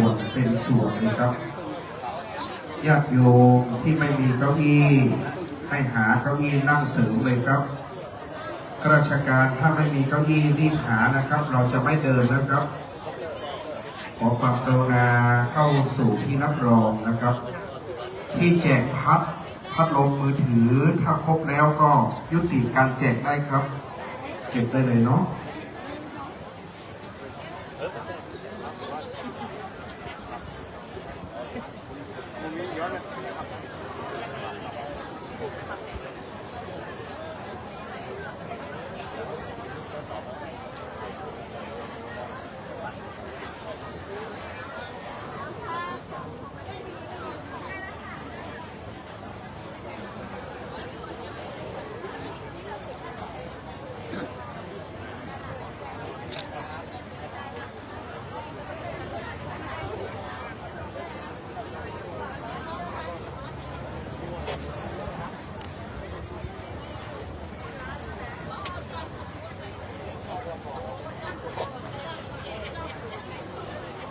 ตอนนี้เจ้าหน้าที่ทำการซักซ้อม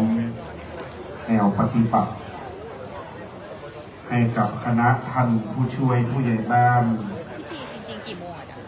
ซักซ้อมแนวปฏิบัติให้กับผู้ปฏิบัติหน้าที่นะครับสาธุชน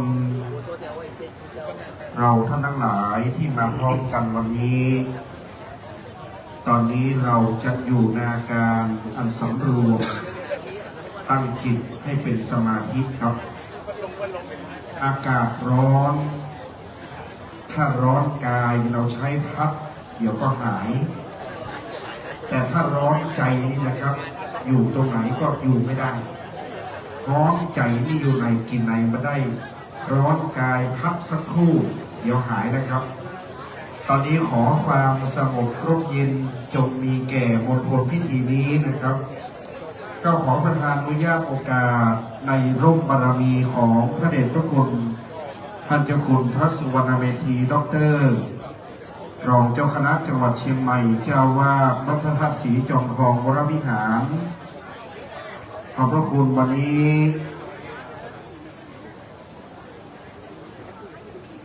ขอบพระคุณวันนี้ท่านเจ้าคุณพระวิมลมุนีดร.รองเจ้าคณะจังหวัดเชียงใหม่วัดศรีโสดาพระอารามหลวง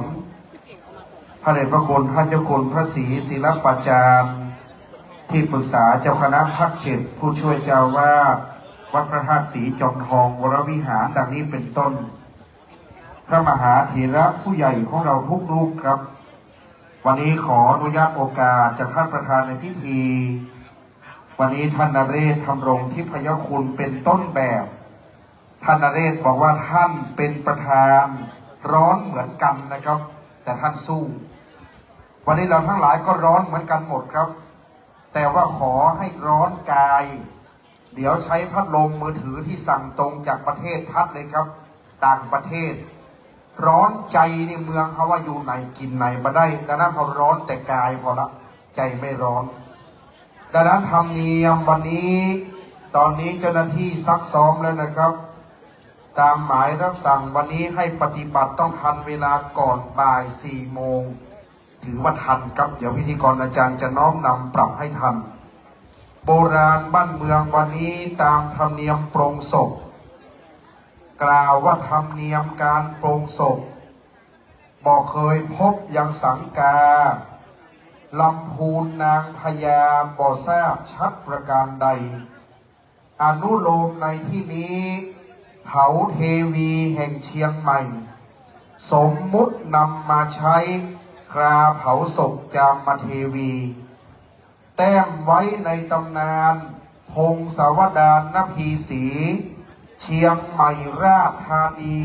มีประเพณีแต่โบราณดังนั้นเพิ่นจึงแปลงนกฮัดว่าแสนหลวงเจ้าพระยา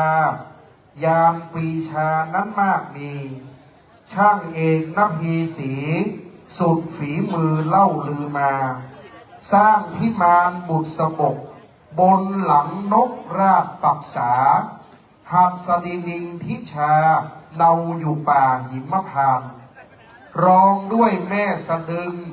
ฉุดลากถึงด้วยช้างสารเจาะเมฆเวียงปราการลากศพสู่ทุ่งนอกเมืองดังที่ครูบาบุญหลวงท่านได้สร้างปราสาทราชอันนั้นเรียกว่าแม่เหือแม่สะดึงนะครับ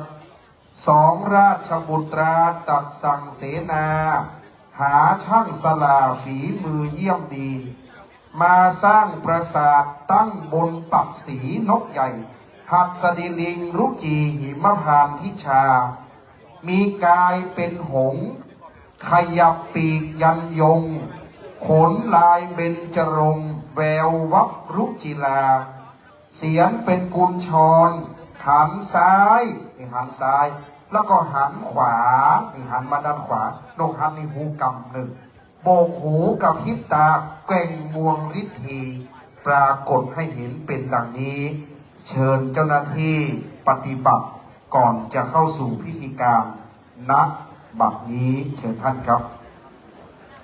สาธุชนอยู่ในอาการอันสำรวมนะครับหันหน้ามาทางปราสาททิพยพิมานทอง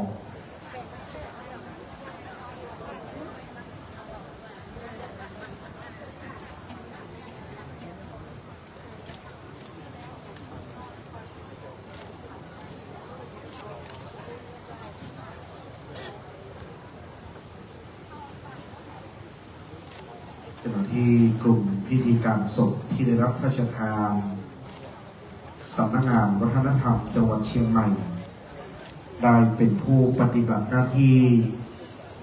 ต่อจากนี้ไปจะปรับสถานที่ลาดภูสายงครับ ตามธรรมเนียมแห่งเชียงใหม่เรานั้น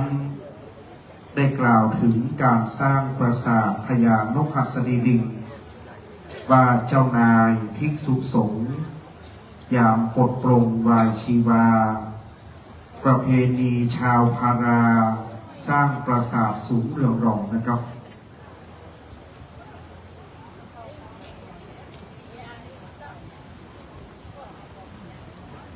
ครับในการนี้จึงได้สร้างปราสาทสูงเรืองรองลำพูนลำปางเชียงใหม่แม่ฮ่องสอนพะเยาแพร่น่านเชียงราย ไปถึงระแหงหัวเมืองตากถึงเมืองอุตรดิตถ์กำแพงเพชรที่มีคนล้านนาอาศัยอยู่ เมื่อพระสงฆ์มรณภาพจะสร้างปราสาททิพยพิมานทองบัดนี้จะน้อมนำทอดพระไตรตามเถระบัญชาพระครูโสพลกิตติวัฒน์อาชญาครูเจ้าพระครูบาบุญหลวงวัดเกาะกลางซึ่งเป็นลูกศิษย์หลวงปู่พระครูรัตนสุภาจารย์ได้กล่าวว่าครูบาเป็นคนบักเก่าโบราณลูกศิษย์ครูบาคือครูบาบุญหลวงเปิ้นแปลงภาษาไว้หลายจังหวัดการตอดผ้าได้สร้างฐานไว้รองรับผ้าไตรอยู่แล้วดังนั้นการทอดผ้าคือตอดกับเต้นฐานปราสาทตามโบราณอริยสัพปุริสัตเจ้าส่งสการแบบล้านนาคณะผู้ช่วยผู้ใหญ่บ้านกลางกั้นร่มเป็นสัพพทนถวายแต่ละปัดพัดรองด้วยความเรียบร้อยแม้นอากาศจะร้อนอย่างไรชุดสีกากีให้ปฏิบัติหากไม่ไหวให้ยกมือขึ้นจะมีผู้ไปสับเปลี่ยนปฏิบัติหน้าที่แต่ถ้าปฏิบัติหน้าที่จนเสร็จงานท่านนเรศจะมีรางวัลให้คือน้ำเปล่าเย็นคนละขวดแน่นอนเป็นกำลังใจให้ผู้ปฏิบัติครับให้ชื่นชมวันนี้บอกว่าให้พลังใจกันอากาศร้อนพอสมควรน้อมนำเข้าสู่พิธีการครับลำดับที่หนึ่งเป็นการทอดพระไตรบังสุกุลไตรเปิดอันดับแรกขอเรียนเชิญท่านว่าที่ร้อยตรีวิทยาโปธาสีท่านในอำเภอแม่วางในนามพ่อเมืองให้เกียรติทอดพระไตรบังสุกุลไตรเปิดณบัดนี้ขอเรียนเชิญท่านครับท่านวิทยาจึงถือเป็นพ่อเมืองแม่วางเป็นหัวหน้าส่วนราชการในบ้านเมืองนี้แม่วางเป็นเมืองพระศาสนารุ่งเรืองอัมไพนะครับเป็นบ้านเมืองใหญ่ในจังหวัดเชียงใหม่อีกเมืองหนึ่งบัดนี้ท่านว่าที่ร้อยตรีวิทยาโปธาสีทอดผ้าไตรบังสุกุลไตรเปิดและการบัดนี้ก็กระผมขอประทานอนุญาตกราบพระธนาพระเดชพระคุณท่านเจ้าคุณพระศรีศิลปาจารย์ที่ปรึกษาเจ้าคณะภาค7วัดพระธาตุศรีจอมทองวรวิหาร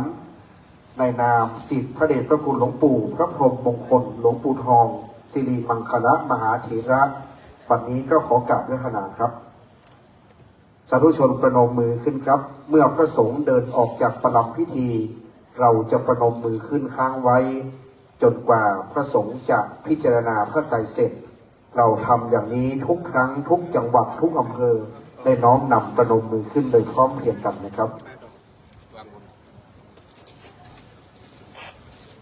บ้านเมืองแม่วางเป็นบ้านเมืองหัตถกรรมวันนี้จองแดงดอนเตาจองฮักจองหางน้ำต้นจองแดงสลาช่างอยู่ดอนเตาได้สร้างหัตถกรรมมันงดงามวันนี้ใช้เอกลักษณ์แม่วางนะครับการจองแดงถวายการอุปถากพระคุณเจ้าครับ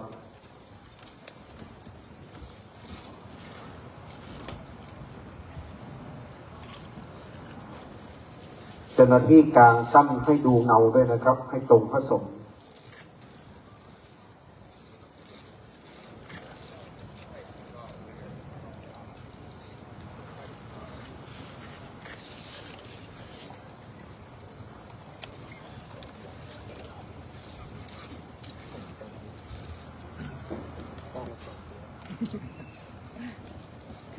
กราบนมัสการขอบพระคุณพระเดชพระคุณหลวงพ่อท่านเจ้าคุณพระศรีศิลปาจารย์ที่ปรึกษาเจ้าคณะภาค7 ผู้ช่วยเจ้าวาดวัดพระธาตุศรีจอมทองวรวิหารขอบพระคุณท่านว่าที่ร้อยตรีวิทยาโปธาศรีท่านนายอำเภอแม่วางให้เกียรติทอดพระไตรบางสุกุลในลำดับที่1ครับต่อจากนี้ไปคณะกลุ่มสตรีแม่บ้านอำเภอแม่วางตำบลทุ่งปีของวัดดอนแก้วจะปฏิบัติหน้าที่เป็นชุดละ10 ไตรนะครับประมาณ8 ชุดดังนั้นตอนนี้ให้เตรียมพร้อมแม่บ้านครับสตรีแม่บ้านวันนี้อากาศร้อนจะอยู่ข้างในหรือจะอยู่ข้างนอกตามดุลยพินิจแต่ถ้าตามที่ได้ซักซ้อมก็เอาตามที่ปฏิบัตินะครับท่านประธานก็มีรางวัลให้เหมือนกันน้ำเปล่าเย็นเหมือนกันหมดเท่าเทียมนะครับวันนี้ยิ้มไว้ครับปฏิบัติงานสนองงานของปู่เป็นกตัญญูครูบาจันแก้วเราได้ทำวันนี้วันเดียวนะครับพรุ่งนี้จะมาทำแบบนี้ไม่ได้นะครับเหลือแต่เท่าฐานวันนี้ทำให้ดีที่สุดบุญจะเกิดขึ้นแก่เรา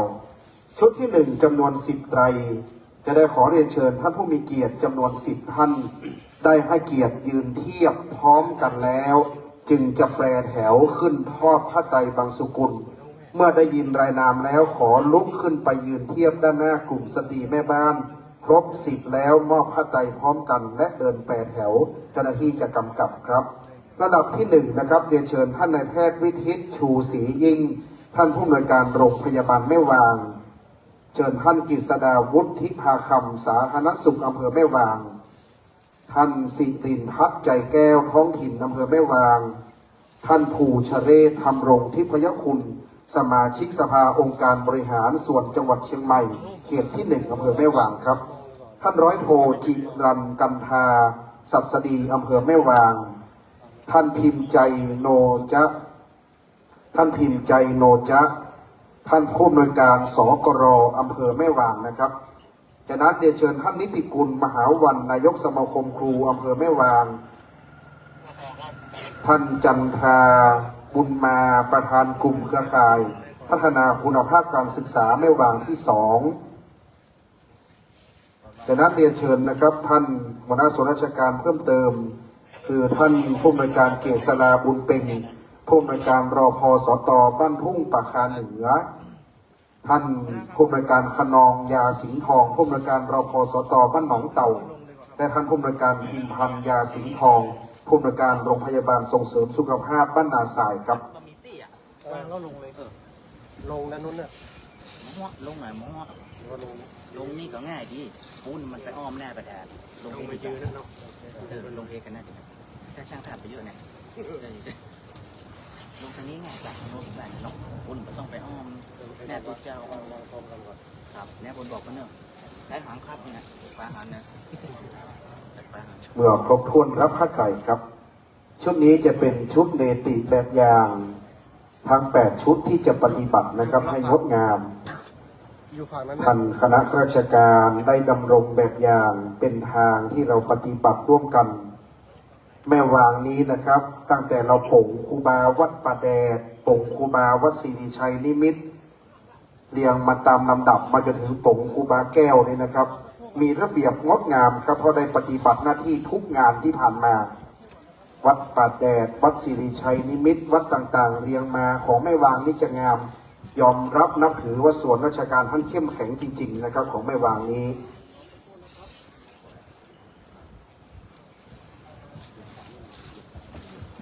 ครบพร้อมทอดผ้าไตร10 ไตรครับปฏิบัติอย่างนี้นะครับอีกทั้ง7 ชุดจะงดงามทุกประการต่อจากนี้ไปก้าวกล่าวพระคณาพระมหาเถระ10 รูปประกอบด้วยหลวงพ่อพระครูสุนทรขันติรัตน์เจ้าคณะอำเภอสันปะตองวัดศรีเกิดพระครูบรการจนาโชติเจ้าคณะอำเภอทองผาภูมิวัดปรังกาสีจังหวัดกาญจนบุรีท่านอาจารย์พระครูสุตตกิจจาภิรมย์เจ้าคณะอำเภอแม่วางวัดดอยสะพันยูพระครูวิสิทธิ์ศรีลาภรณ์รองเจ้าคณะอำเภอเมืองเชียงใหม่วัดบางสิงห์คำท่านพระครูวิจิตรสุตตาภรณ์รองเจ้าคณะอำเภอสันปะตองวัดมะขุนหวานพระครูวรกิจพิธานที่ปรึกษาเจ้าคณะอำเภอแม่วางวัดสารพีตำบลทุ่งรวงทองพระครูปริยัติชัยการวัดถ้ำเขาปูนจังหวัดกาญจนบุรีพระครูสุทธิสารโสภิตเจ้าคณะตำบลท่าเสาวัดพุตะเคียนจังหวัดกาญจนบุรี พระครูประหลัดเฉลิมโชติกโรวัดเขาช่องพัฒนาราม จังหวัดกาญจนบุรี พระครูสังฆรักษ์สมภพธรรมธีโปวัดบ้านทวน จังหวัดกาญจนบุรี ขอนิมนต์10 รูปล้วนเป็นเจ้าคณะผู้ปกครองสงฆ์โปรดเมตตาพิจารณาพระไตรบังสุกุลในชุดลำดับที่ 10 ไตรครับ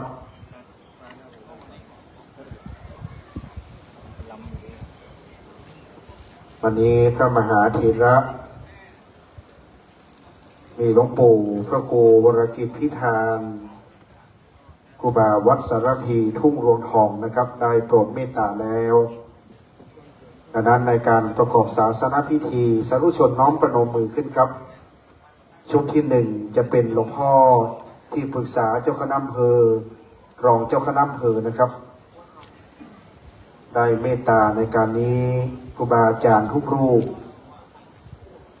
คณะสงฆ์จากจังหวัดกาญจนบุรีวันนี้ครับท่านพระครูบาบุญหลวงท่านไปที่จังหวัดกาญจนบุรีมีครูบาอาจารย์มีสหธรรมิกจากกาญจนบุรีค่อนข้างเยอะนะครับเมตตาต่อเชียงใหม่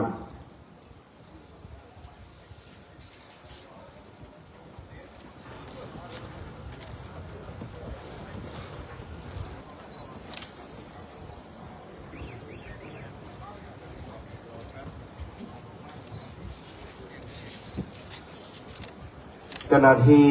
กลางกั้นนะครับเดี๋ยวจะได้ปฏิบัติเมื่อพระสงฆ์ขึ้นบนจิตกทานครบถ้วนได้ยกร่มขึ้นสูงนะครับกลางกั้นถวายให้งาม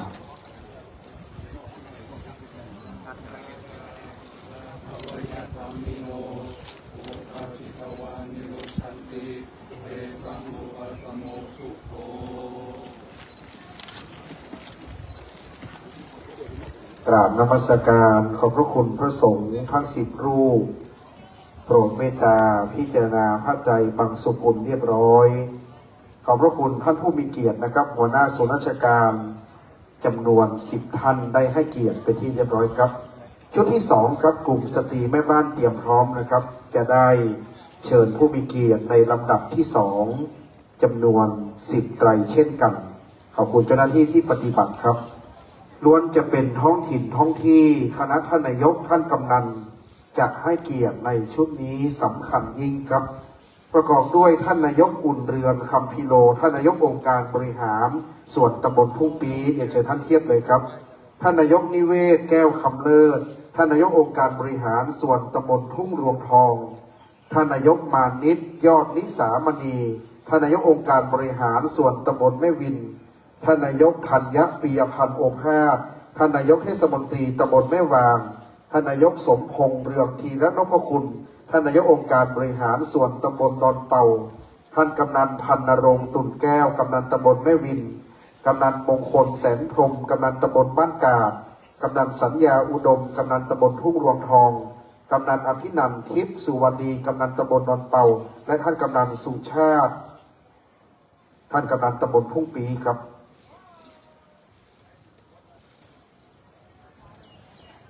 ท่านนายกเทศมนตรีนายกอบต.ท่านกำนันในเขตอำเภอแม่วางนะครับหรือปอกแคว้นในอำเภอนี้เป็นตำบลต่างๆพร้อมแล้วรับผ้าไตรครับ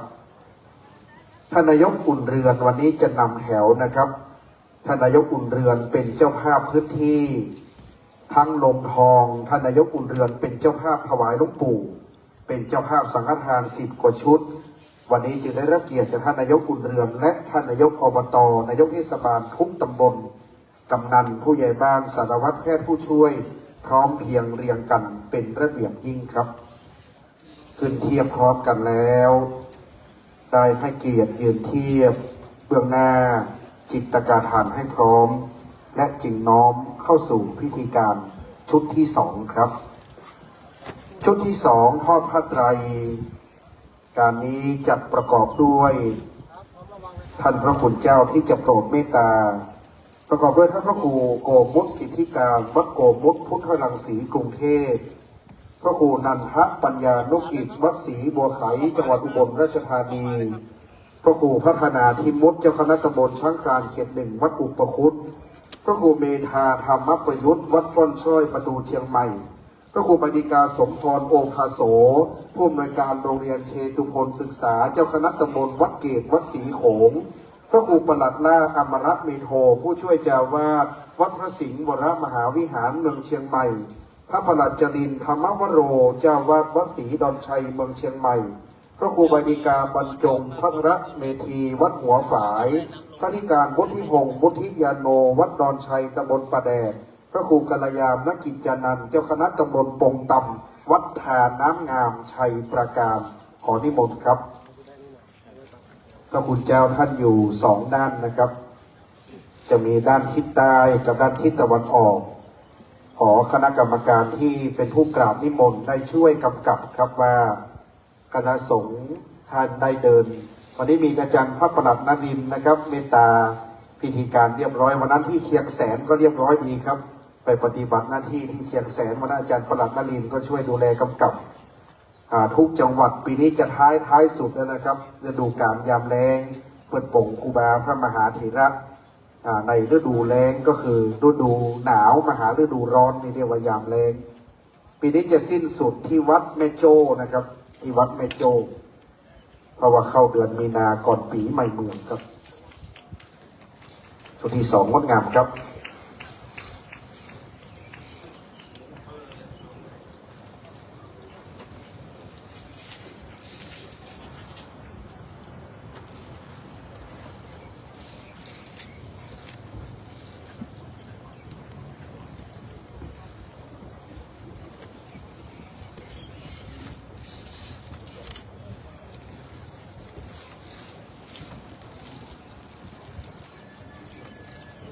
สังฆารา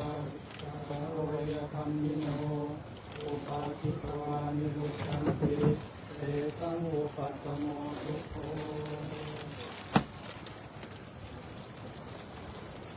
กราบนมัสการขอบพระคุณพระสงฆ์ชุดที่สองครับแม่บ้านปฏิบัติหน้าที่ชุดที่สามนะครับจะเชิญผู้มีเกียรติจำนวน10 ท่าน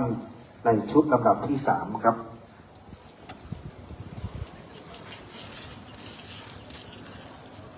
ชุดที่สามจำนวน10 ท่านประกอบด้วยท่านนายกจันแก้วกิติปัญญาท่านนายกเทศมนตรีตำบลยางคามดอยหล่อนะครับท่านกำนันสมศักดิ์มูลป้อมท่านกำนันตำบลยางคามอำเภอดอยหล่อเชิญท่านรองดุษฎีอุ่นน้อยท่านรองนายกอบต.บ้านกาดครับจากนั้นได้เชิญท่านศักดินาสาวคำรองปลัดอบต.บ้านกาดพ่อหลวงนพรัตน์มอยเรือนผู้ใหญ่บ้านหมู่2บ้านหัวฝายพ่อหลวงเกษมก้อนคำหมู่9บ้านปงนะครับพ่อหลวงนรินทร์มโนเพียรหมู่ที่2บ้านหนองเย็นจากนั้นได้เชิญท่านประธานสภาสุทัศน์สุวรรณประธานสภาอบต.แม่วินคุณชลิตาปวนปินตาท่านพยาบาลโรงพยาบาลแม่วางครับพ่อหลวงเกียงไกรสุยะบ้านปางขี้เหล็กหมู่1ตำบลทุ่งปีนะครับครับในรายการนี้เรียนเชิญท่านสจ.ภูชเรศทำรงทิพยคุณท่านสมาชิกสภาองค์การบริหารส่วนจังหวัดเขตอำเภอแม่วางของเราครับท่านได้เดินทางมาถึงพอดีนี่ข้าราชการในแม่วางเราท่านภูชเรศนะครับวันนี้ให้เกียรติบริหารงาน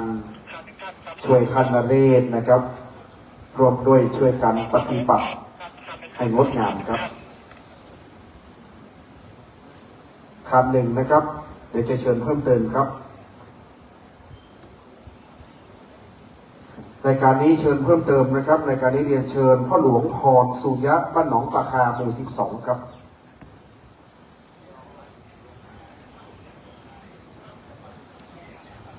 พ่อหลวงพรในลำดับที่10นะครับด้านขวาเลยครับ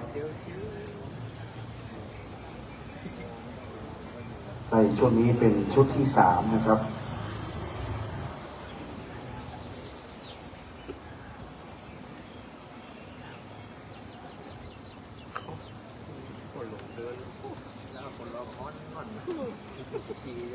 ครบถ้วนครับรับพระไตรครับ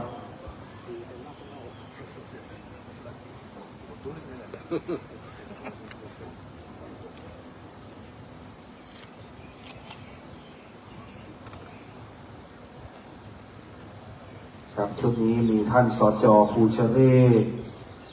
มีคณะกำนันผู้ใหญ่บ้านมีหัวหน้าส่วนราชการมีท่านรองปลัดท่านรองนายกแล้วก็วันนี้ส่วนของยางครามดอยหล่อนะครับมาพร้อมกันส่วนนี้ก็งดงามไปอีกประการหนึ่งครับพร้อมแล้วทอดผ้าไตรเลยนะครับ10 รูปที่จะโปรดเมตตาเก้ารัตนาพระคุณเจ้าประกอบด้วยท่านพระครูวิพาทมงคลกิจวัดสุกาวาสแม่ศรีชัยประการพระครูบัณฑิตวราพิมลวัดดงหนองเป็ดจังหวัดเชียงรายท่านอาจารย์พระอดิศรชยนันโทวัดป่าสักน้อยจังหวัดเชียงรายเจ้าอธิการวิทยวัฒน์วรศิษฐ์ปะเมธีเจ้าคณะตำบลแม่พุงวัดวังกวางอำเภอวังชิ้นจังหวัดแพร่พระบดีกาคมกิจวัดร่องแดงจังหวัดแพร่ครับพระธิการระชนทีปังกโรวัดหนุนใต้จังหวัดแพร่พระครูสุธาปัญโยภาสวัดเตาปูนจังหวัดแพร่พระครูไพโรธพัฒนโกศลวัดพระธาตุพระลอจังหวัดแพร่ท่านพระธิการทิติวัฒน์ธีรธรรมโมวัดอรุณโชติการามหิมอ่อนนะครับพระสงกรานต์มหาสิริปัญโยวัดพระธาตุปู่แช่อำเภอแม่อายจังหวัดเชียงใหม่ครับ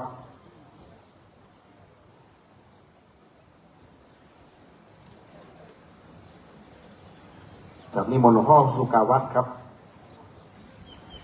วันนี้มีคณะสงฆ์ชัยประการคณะสงฆ์แพร่มีวัดพระธาตุพระลอวัดเตาปูนวัดหนุนใต้วัดร่องแดงนะครับมีครูบาอาจารย์สำคัญลูกศิษย์ลูกหาครูบาบุญหลวง10 รูปครูบาบุญหลวงนี่นะครับท่านเป็นนักเดินทางลูกศิษย์ท่านจะเยอะครับครูบาบุญหลวง1ท่านไปตั้งปราสาท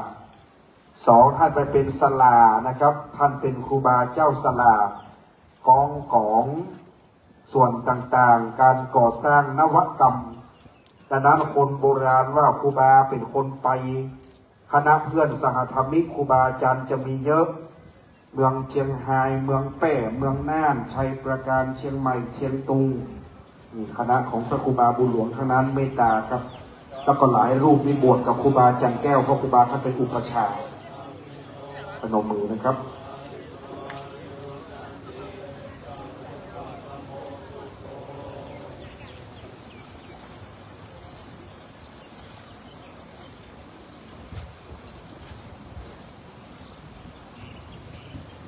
ลำดับต่อไปนะครับชุดลำดับที่4ครับ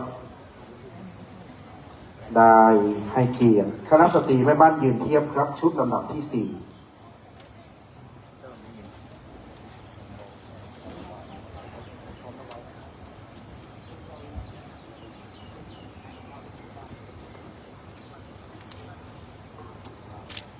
การนี้ประกอบด้วย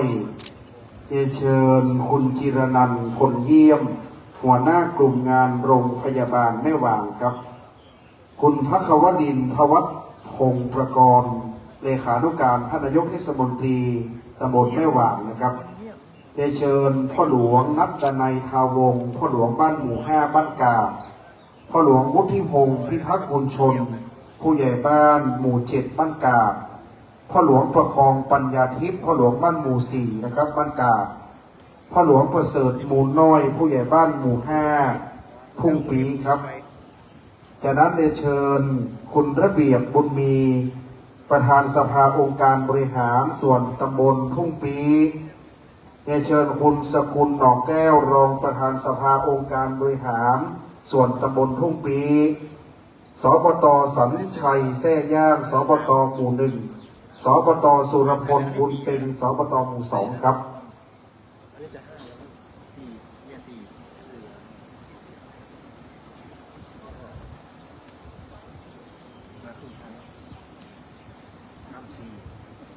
จะเป็นคณะของอบต.ทุ่งปีด้วยนะครับในชุดนี้ชุดที่4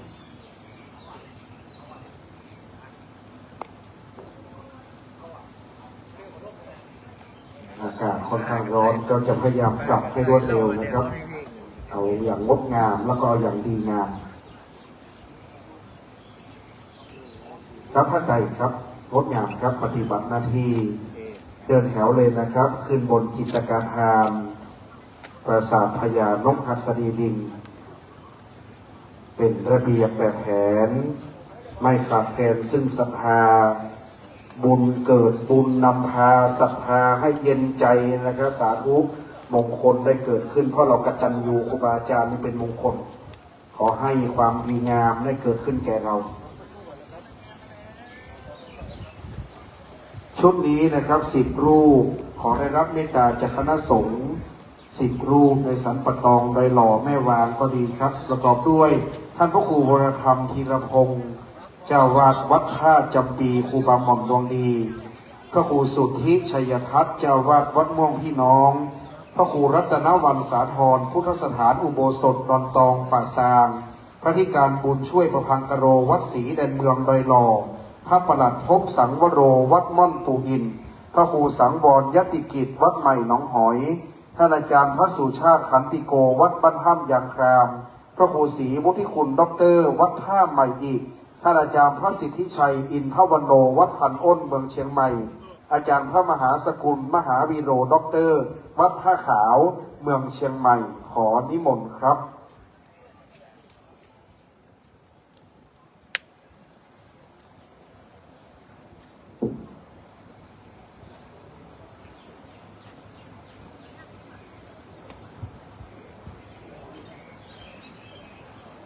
จากอาจารย์พระมหาสกุลด็อกเตอร์อาจารย์พระครูศรีวุฒิคุณด็อกเตอร์วัดท่าไม้อีกก็เป็นหน่อเนื้อเชื้อไขบ้านกิวแลป่าเป้านะครับนี่ท่านเป็นคณะสงฆ์แม่วางครับ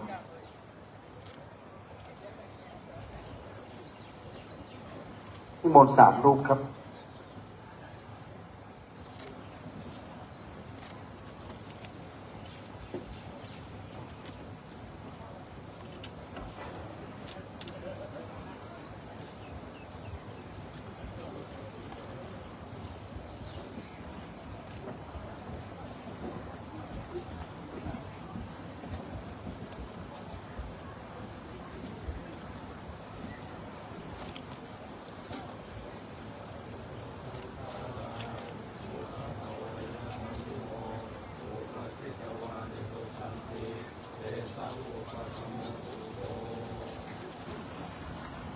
ขอบพระคุณคณะสงฆ์กราบในเมตตานะครับได้โปรดเมตตาพิจารณาพระไตรบางสุกุลชุดที่4แล้วครับชุดที่5ครับเจ้าหน้าที่คณะผู้มีเกียรติยืนเทียบเลยครับชุดที่1ท่านผู้อำนวยการกำพลคำไทยท่านผู้อำนวยการกำพลคำไหวผู้อำนวยการโรงพยาบาลส่งเสริมสุขภาพบ้านใหม่ผาปูนท่าน10 เอกหญิงนินวันใจแก้วสำนักงานภาค3หน่วยทหารพัฒนาต่อมาครับลำดับที่3ได้เชิญสบต.ปิยพรปัญญาเพียรหมู่3สบต.จำเริญปัญญาทิพรัตน์หมู่4นะครับสบต.เกษมดีมูลหมู่ที่5สบต.อุษาหมู่ที่6ครับสบต.คณิตากันทวังหมู่ที่8สบต.อรไทยใจหลวงหมู่ที่9เรียนเชิญสบต.ทักษาประกรณ์แสนเฟยหมู่10และสบต.เฉิดฉายหมื่นเป็งสบต.หมู่11ครับเชิญขออนุญาตช่วยสัญญาณแรงครับชัดเจนครับชัดเจนถ้าใจกี่ชุดครับถ้าใจดูเช็คดีก่อนกี่ชุดครับกี่ชุด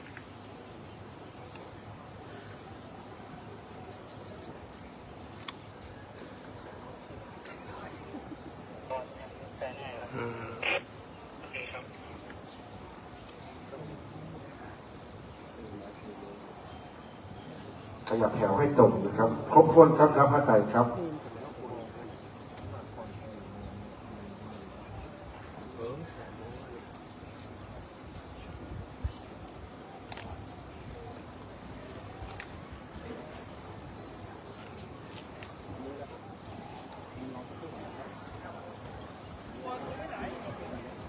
10 รูปนะครับประกอบด้วยพระครูสันติเจติยากรวัดเกตการามพระธิการวุฒิชัยยานวิชโยวัดสันมะโกจังหวัดลำพูนพระครูสุเมธธรรมวงศ์ที่ปรึกษาเจ้าคณะตำบลดอนเปาวัดดอนเปาพระครูสุนทรธรรมโชติเจ้าคณะตำบลบ้านกาดวัดจำลองครับ ระครูบริลักษณ์นาคดิษฐ์เจ้าคณะตำบลทุ่งปีวัดท่าช้าง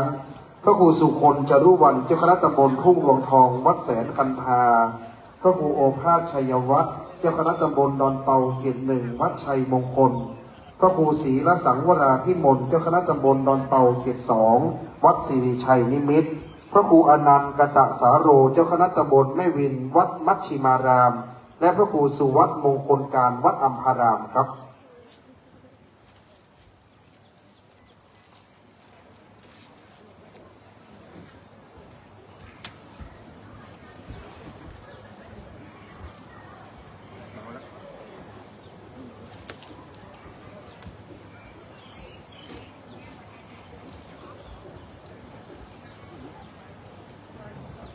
ขึ้นในก่อนคุณลุงได้อยู่ได้อยู่ได้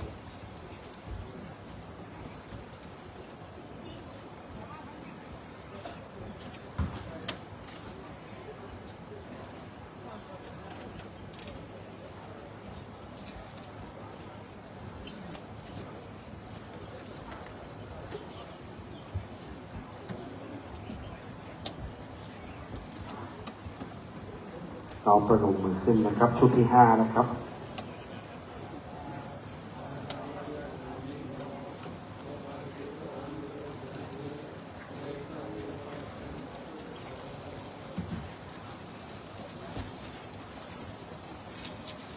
กราบนมัสการขอบพระคุณพระคุณเจ้าชุดนี้นะครับในลำดับที่5คณะกลุ่มหนุ่มสาวเยาวชนนะครับวันนี้ยิ้มสวย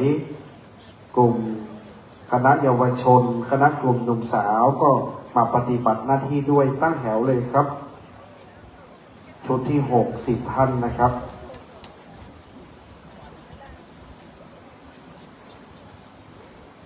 10ท่านประกอบด้วยอาจารย์รุ้งจันทรัตน์อัมพาพันธ์เทวธรรมโพธิสัตว์คนอิม1ครับระดับที่2ครับเรียนเชิญอาจารย์ไพลินเขื่อนทา3เจสุรัชวรรณเก่าสายนนท์เจมานีตลาดมัดจำโรง4ขอเรียนเชิญนะครับคุณจิรการสุพรรณรัตน์ประธานชมรมส่งสการล้านนาเชิญคุณอินแสงชัชวพงศ์จากกรุงเทพมหานครครับท่านผู้อำนวยการสุพัฒน์กาวีภาผู้อำนวยการส่วนวิศวกรรมการก่อสร้างอบจ.ลำพูนคุณจันทรัตน์โอมนิธิตรานนท์นักวิชาการชุมชนชำนาญการนะครับท่านร้อยเอกหญิงสุวิมลโพธิขาวเจ้าหน้าที่งานในพระองค์ระดับ7ผู้ปฏิบัติหน้าที่พระภูษาพระตำหนักราชฤทธิ์รุ่งโรจน์ปิยนาถวชิรพัฒน์ครับคุณเชิญคุณจตุพรพรหมจันทร์หัวหน้าแผนกบำรุงรักษาสายส่งการไฟฟ้าฝ่ายผลิตแห่งประเทศไทยครับ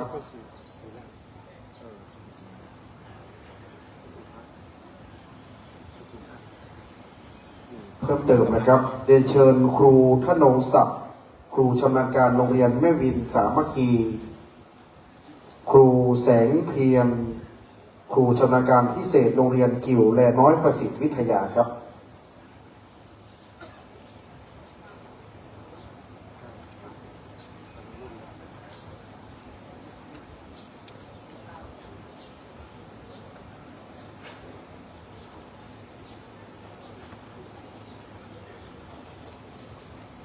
ล้วนเป็นคณะอุบาสกอุบาสิกาคณะครูของโรงเรียนต่างๆในชุดนี้นะครับน่าจะเป็นชุดรองสุดท้ายครับรับผ้าไตรนะครับคุณแม่เดินแถวไปแถวเข้าแล้วก็อาจารย์รุ้งนำแถวขึ้นบนจินตกาทาน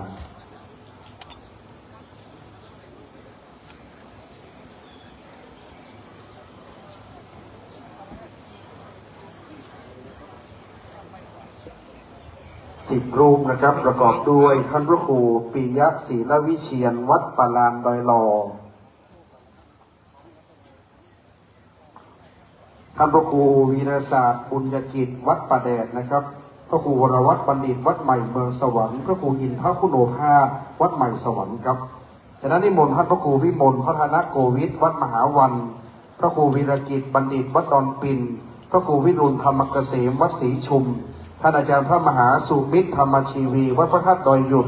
ท่านพระธิการดวงแก้วรัตนทีโปวัดทุ่งศิลาและพระครูสังฆรักษ์คำพีรพัฒน์คำพีรเมธีวัดสันกุเลยครับ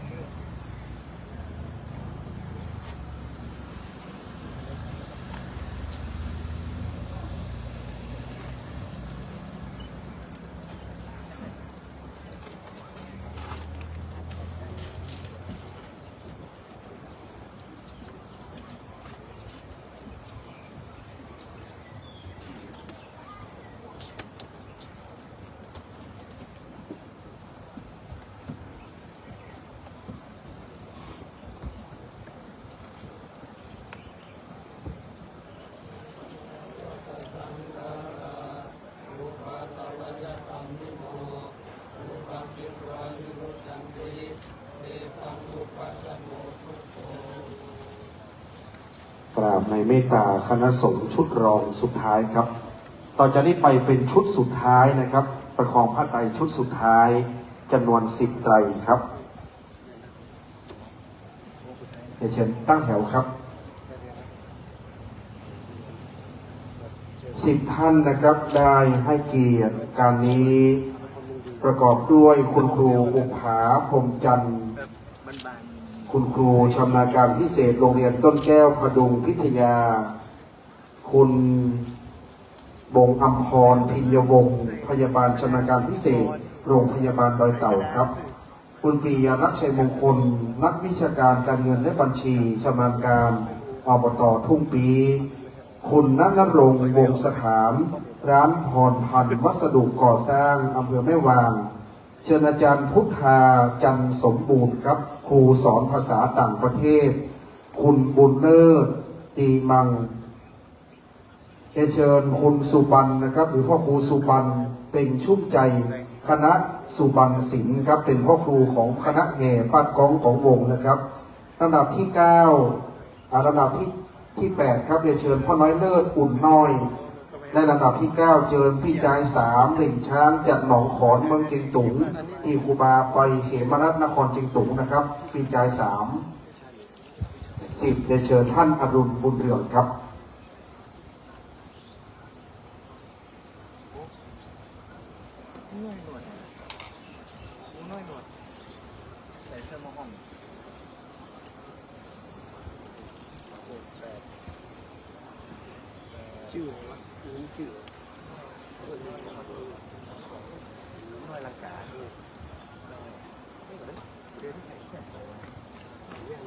เชิญพ่อหลวงนรินทร์ครับได้ให้เกียรติในการนี้พ่อหลวงนรินทร์ได้ทอดผ้าครับผ้ามาครบไหมครับเชิญพ่อหลวงนรินทร์ครับลำดับที่10เป็นชุดสุดท้ายแล้วครับ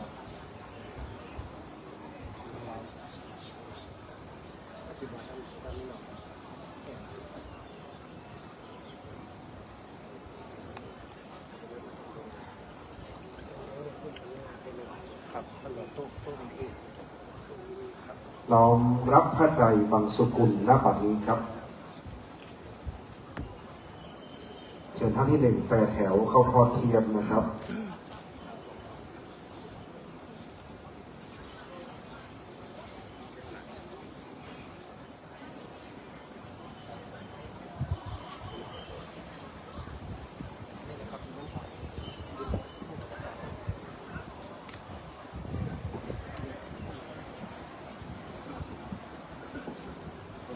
ประกอบด้วยนะครับการนี้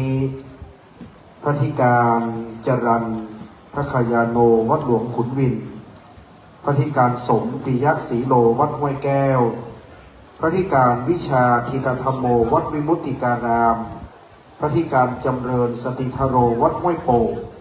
พระครูปุณณนพสิทธิ์เจ้าคณะตำบลหนองแยงวัดใหม่ชลประทานห้วยฮักสันทรายพระครูประภัสปัญญากรวัดหางดงพระธิการสุขำวัดจันทร์เกษมเตาไหพระธิการปรีชาวัดช่างทองเมืองเชียงใหม่พระปิยนัทธิตจาโรและท่านอาจารย์พระประหลัดกำพลวัดริมขานครับ10 รูปในชุดนี้ เป็นลำดับสุดท้ายครับ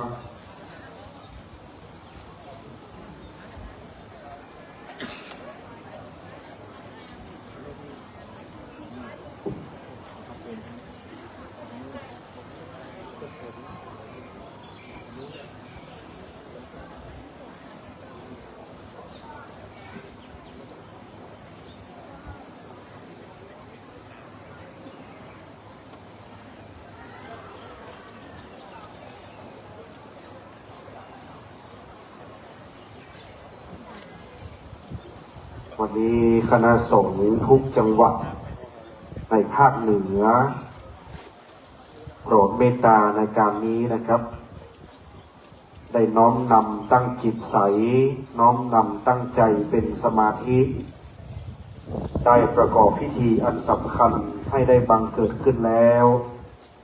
เป็นกุศลบุญญาราศีส่วนทักษิณานุปทานกตัญญูบูชาอาจาริยคุณน้องประนมมือครับ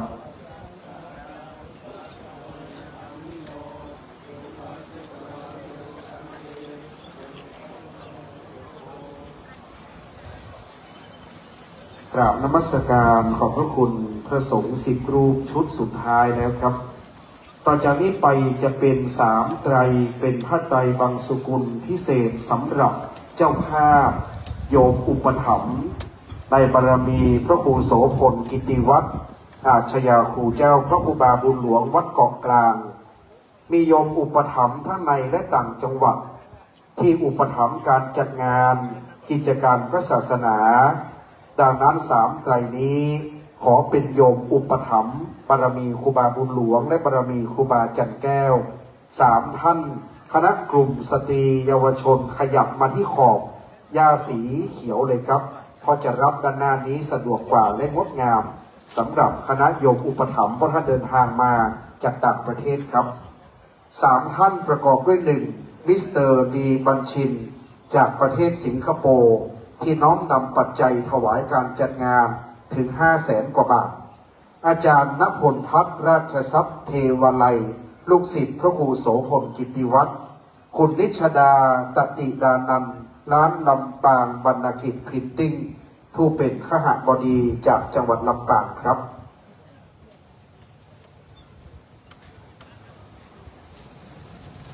อาจารย์ณพลพัฒน์ราชทรัพย์เทวาลัยก็เป็นศิษย์ในครูบาบุญหลวงคุณนิชดาตติดานันท์ลำปางบรรณกิจพรินติ้งก็ลูกศิษย์ในพระครูบานะครับเวลาพระครูบาจะจัดงานใดก็ตามลูกศิษย์ทั้ง3เป็นต้นแล้วก็มีลูกศิษย์คณะอื่นๆที่จะอุปถัมภ์ช่วยงานกิจการงานพระศาสนาที่พระครูบาได้เมตตามาตลอดครับอาจารย์ณพลพัฒน์ยืนเทียบไว้ก่อนนะครับ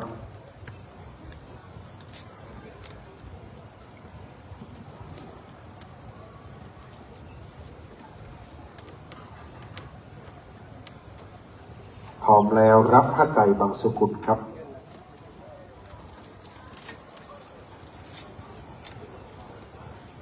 ทอดพระไตรบังสุกุลณบัดนี้ครับนิมนต์พระมหาเถระล้วนเป็นพระมหาเถระผู้รับตัญญู3 รูปผู้มีอายุพรรษาเจริญอายุหนมงคล80ขึ้นไปของเมืองเชียงใหม่เราสายใต้เวียงมี3 รูปครับประกอบด้วยหลวงปู่พระครูอินทยานรังสีที่ปรึกษาเจ้าคณะจังหวัดเชียงใหม่ครูบาเจ้ามาวัดพุทธนิมิตรพระครูสุทธิยานรังสีที่ปรึกษาเจ้าคณะจังหวัดเชียงใหม่วัดรังสีสุธารามวัดเหล่าป่าฝางและพระครูสิริวุฒิกรที่ปรึกษาเจ้าคณะอำเภอสันปะตองวัดโรงบัวตำบลน้ำบ่อหลวงนิมนต์3 รูปครับ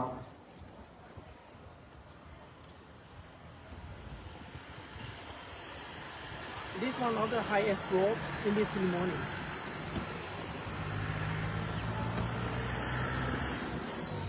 สาธุชนประนมมือนะครับพระสงฆ์ท่านมีอายุยืนสุขภาพแข็งแรงเป็นร่มโพร่มไทร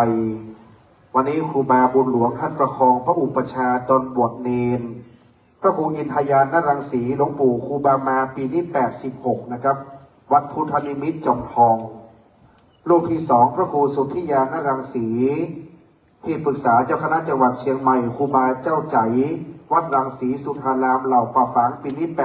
81รูปที่สามพระครูสิริวุฒิกรที่ปรึกษาเจ้าคณะอำเภอสันปะตองวัดโรงวัวตำบลน้ำบดหลวงปีนี้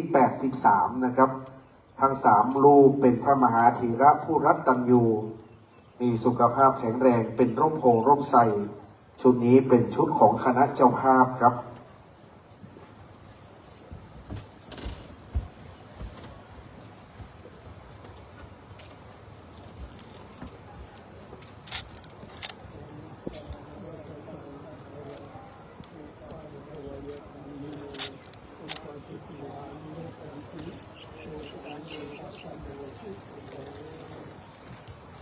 กราบนมัสการขอบพระคุณหลวงปู่ท่านพระครูอินทยานรังสีครูบาเจ้ามา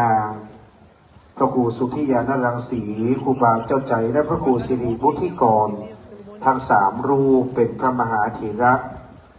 พระครูบาบุญหลวงนะครับตอนที่บรรพชาเป็นสามเณร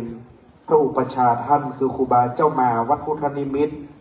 เมื่อมาอุปสมบทก็มีหลวงพ่อพระครูรัตนสุภาจารย์ครูบาจันแก้วยกยอขึ้นอุปสมบทวันนี้ครูบาบุญหลวงท่านประคองพระอุปชาท่านนะครับเป็นพระอุปชาผู้เลิศคุณครูบาบุญหลวงท่านมีความกตัญญูกตเวทิตาอ่อนน้อมต่อพระผู้ใหญ่ครับขอบพระคุณอาจารย์ณพลพัฒน์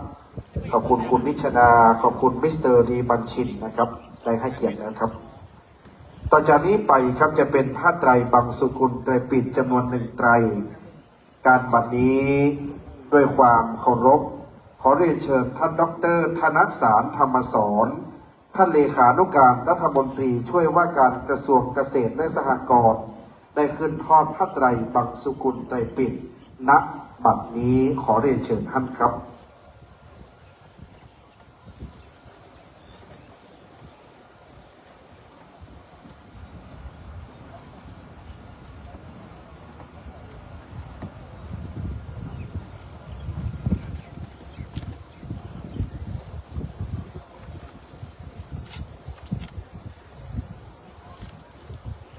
การนี้ก็กระผมขอกราบรัตนา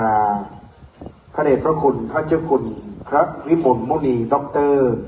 รองเจ้าคณะจังหวัดเชียงใหม่รองประธานคณะพระธรรมจาริกวัดศรีโสดาพระอารามหลวงเมืองเชียงใหม่โปรดเมตตาพิจารณาพระไตรบางสุกุลณบัดนี้ขอกราบรัตนาครับ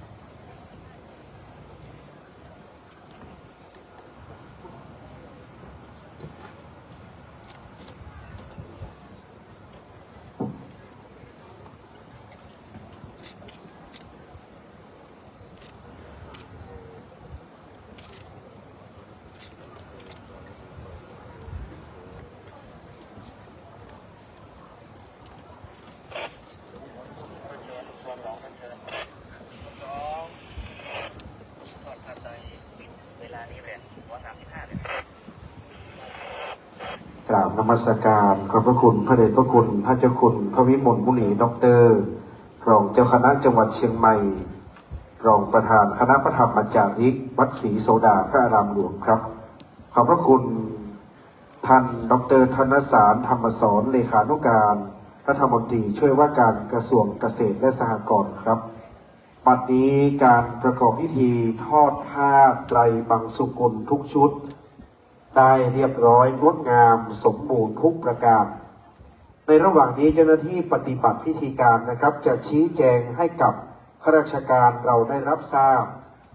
ข้าราชการที่แต่งกายชุดปกติขาวไว้ทุกถ้าหากลืมสวมปลอกแขนสีดำนะครับเดี๋ยวอีกสักครู่ให้นั่งประจำที่ไม่ต้องลุกไปยืนตั้งแถวนะครับไม่เป็นไรสำหรับข้าราชการชุดสีกากีไม่ต้องสวมปลอกแขนสีดำจะต้องมาปฏิบัติหน้าที่มายืนตั้งแถวอากาศจะร้อนฝนจะตกแดดจะออกอย่างไร ข้าราชการนั้นเป็นผู้สนองงานในเบื้องพระยุคลบาทครับพระบาทสมเด็จพระเจ้าอยู่หัวนั้นท่านพระองค์ท่านตรัสว่าเมื่อรัชกาลที่ 9 พระนามพระองค์นั้นคือภูมิพลคือพลังแห่งแผ่นดินสีชุดข้าราชการที่สวมใส่นั้นคือสีกากีคือสีของดินให้ข้าราชการรับใช้ใกล้ชิดติดประชาชนสนองงานต่างพระเนตรพระกันแทนเบื้องพระยุคลบาทปฏิบัติหน้าที่ด้วยความเคร่งครัดดังนั้นเมื่อสิ่งของพระราชทานกล่องเพลิงมาถึงอำเภอแม่วางเราจะต้องเป็นผู้ตั้งแถวรอรับกล่องเพลิงพระราชทานนี้ดังนั้นเพื่อให้เกิดความเป็นระเบียบเรียบร้อยดังนั้นให้เป็นระเบียบแบบแผนข้าราชการไม่ใช่อภิสิทธิชนแต่ต้องเป็นแบบอย่างของประชาชนนะครับพัดลมมือถือไม่ต้องเอาไปด้วยนะครับให้วางไว้กับที่โทรศัพท์มือถือให้จัดเก็บสำหรับสาธุชนโดยทั่วไปที่นั่งในประลัมพิธีไม่ต้องลุกยืนถวายความเคารพเมื่อเจ้าหน้าที่เชิญกล่องเพลิงเข้าสู่มณฑลพิธีนั้นไม่มีการบรรเลงเพลงสรรเสริญพระบารมีให้เรานั่งกับที่งดใช้เสียงทุกเสียงนะครับและอยู่ในอาการอันสำรวมให้สงบเงียบเรียบร้อยไม่ลุกสัญจรเดินไปมาครับท่านที่สวมหมวกกรุณาถอดหมวกด้วยบัดนี้จะได้ขอเรียนเชิญคณะข้าราชการตั้งแถวด้านหน้าจิตรกาทานและรับฟังคำชี้แจงจากเจ้าหน้าที่เชิญชุดปกติขาวชุดกากีลงมาด้านหน้าแสดงความพร้อมเพรียงของแม่วางครับเรียนเชิญมิสเตอร์ลีบัญชินสิงคโปร์ประเคนถวายพระสงฆ์จตุรวรรค4 รูปที่จะสวดหน้าไฟ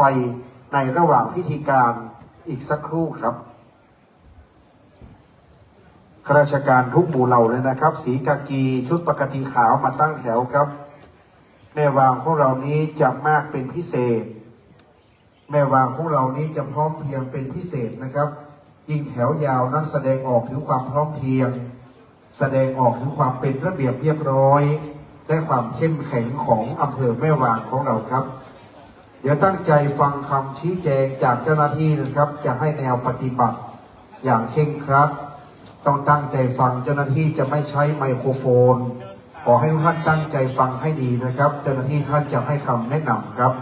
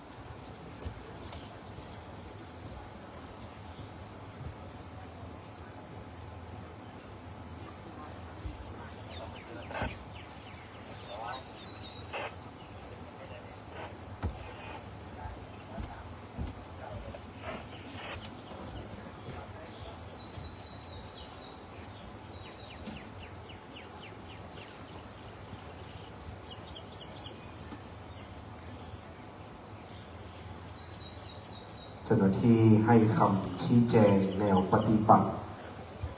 ได้เข้าใจครับวันนี้ให้อยู่ในอาการอันสำรวมวันนี้ขอบคุณส่วนราชการทุกส่วนในการนี้เราท่านทั้งหลายแสดงออกซึ่งความจงรักภักดีหลวงปู่พระครูรัตนสุภาจารย์เป็นพระสงฆ์ทรงสมณศักดิ์ที่พระบาทสมเด็จพระเจ้าอยู่หัวทรงพระกรุณาโปรดพระราชทานตั้งสมณศักดิ์ถวายสมณศักดิ์สุดท้ายดาบพัดยศนะครับเป็นพระครูสัญญบัตรรองเจ้าคณะอำเภอชั้นเอกตามพระบรมราโชบายของพระบาทสมเด็จพระเจ้าอยู่หัวนั้นจึงทรงพระกรุณาโปรดพระราชทานน้ำหลวงสงศพเครื่องเกียรติยศประกอบศพคือหีบเชิงชายและกล่องเพลิงพระราชทานในวันนี้ครับโดยมีท่านนเรศ ธำรงทิพยคุณรัฐมนตรีช่วยว่าการกระทรวงเกษตรและสหกรณ์เป็นประธานในพิธีอย่างสมเกียรติครับพระมหากษัตริย์ทุกพระองค์ทรงดำรงพระองค์เป็นเอกอัครพุทธศาสนูปฐมภพย่อยกพระศาสนาให้เจริญวัฒนาในราชอาณาจักรไทยและบัดนี้เจ้าหน้าที่กลุ่มพิธีการศพที่ได้รับพระราชทานที่ 7สำนักงานวัฒนธรรมจังหวัดเชียงใหม่ได้เชิญกล่องเพลิงพระราชทานเข้าสู่มณฑลพิธีวัดดอนแก้วทุกท่านอยู่ในอาการอันสำรวมครับ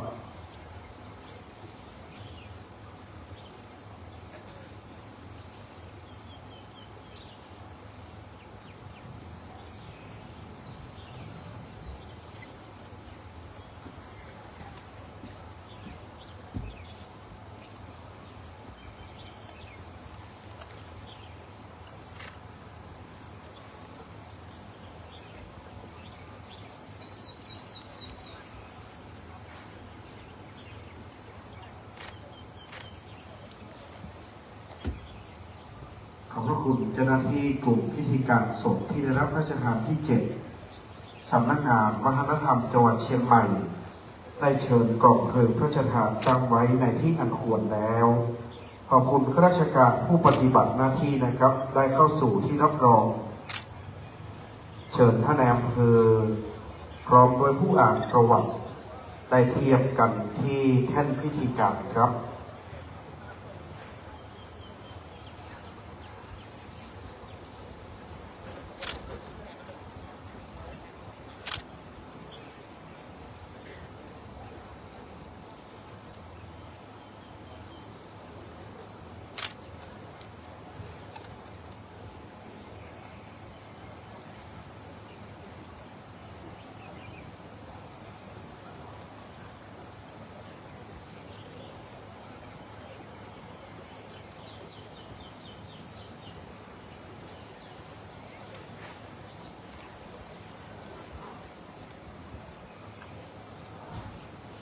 เมื่อข้าราชการเข้าสู่ที่รับรองแล้วต่อจากนี้ไปครับจะเป็นการอ่านหมายรับสั่งและอ่านประวัติผู้อ่านหมายรับสั่งนั้นท่านว่าที่ร้อยตรีวิทยาโปธาสีนายอำเภอแม่วางผู้อ่านประวัติพระครูรัตนสุภาจารย์คุณศรีวันกาวีภานักวิชาการพัฒนาชุมชนชำนาญการสำนักงานพัฒนาชุมชนอำเภอแม่วางจังหวัดเชียงใหม่ผู้อ่านหมายรับสั่งและผู้อ่านประวัตินั้นจะต้องหันหน้าไปทางทิศที่พระบาทสมเด็จพระเจ้าอยู่หัวประทับอยู่คือทางทิศใต้จึงถวายความเคารพถวายความเคารพแล้วจึงอ่านหมายรับสั่งและถวายความเคารพอีกคำรบหนึ่งจึงอ่านประวัติเชิญทั้งสองท่านตั้งแถวเทียบพร้อมกันครับ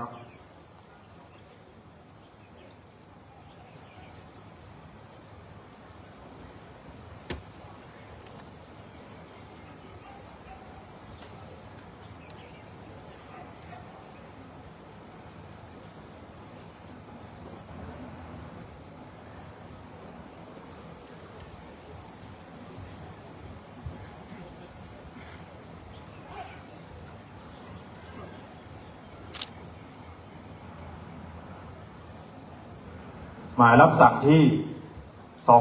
2363 สำนักพระราชวัง 11 กุมภาพันธ์ 2569 พระบาทสมเด็จพระเจ้าอยู่หัวทรงพระกรุณาโปรดพระราชทานเพลิงศพ พระครูรัตนสุภาจารย์ จันแก้ว เขมรังสี อดีตที่ปรึกษาเจ้าคณะอำเภอแม่วาง และเจ้าคณะอาวาสวัดดอนแก้ว ณ เมนชั่วคราววัดดอนแก้ว อำเภอแม่วาง จังหวัดเชียงใหม่ วันอาทิตย์ที่ 8 มีนาคม 2569 เวลา 16 นาฬิกา พระราชทานเพลิง หน้าที่กองพระราชพิธีนำหมายเรียน เจ้าภาพศพพระครูรัตนสุภาจารย์ จันแก้ว เขมรังสีเพื่อทราบ ติดต่อขอรับกล่องเพลิงพระราชทานที่กระทรวงวัฒนธรรมไปปฏิบัติพลอากาศเอกสฤษดิ์พงษ์สุขวิมลเลขาธิการพระราชวัง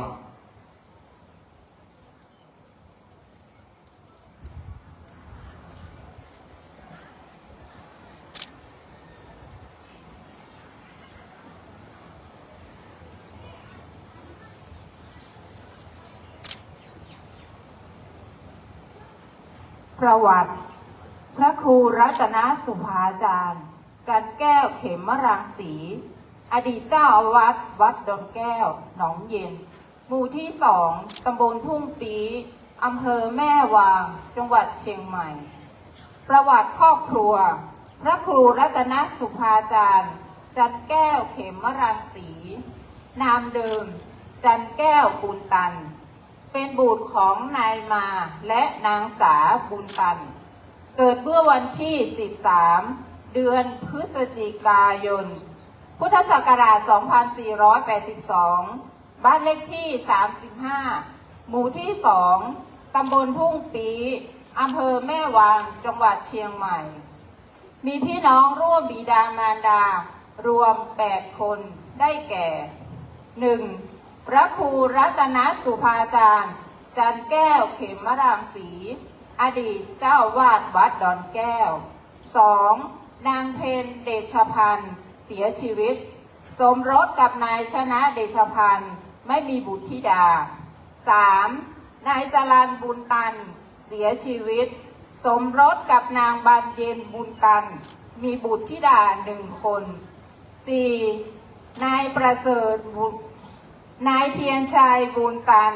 เสียชีวิต สมรสกับนางบันชื่นบุญตันเสียชีวิต มีบุตรชาย1 คน 5. นายประเสริฐบุญตันสมรสกับนางบัวตองบุญตันมีบุตรธิดารวม3 คน 6. นางอนงอาชวพงศ์สมรสกับนายอินแสงอาชวพงศ์มีบุตรธิดารวม2 คน 7. นายดวงจันทร์บุญตันสมรสกับนางศรีราบุญตันมีบุตรธิดารวม2 คน 8. นายสมบัติบุญตันเสียชีวิตมีบุตรธิดา1 คน บรรพชาเมื่อวันที่ 5 เดือนมีนาคม พุทธศักราช 2497 ณ วัดดอนแก้ว หมู่ที่ 2 ตำบลทุ่งปีอำเภอแม่วาง จังหวัดเชียงใหม่ นามพระอุปชา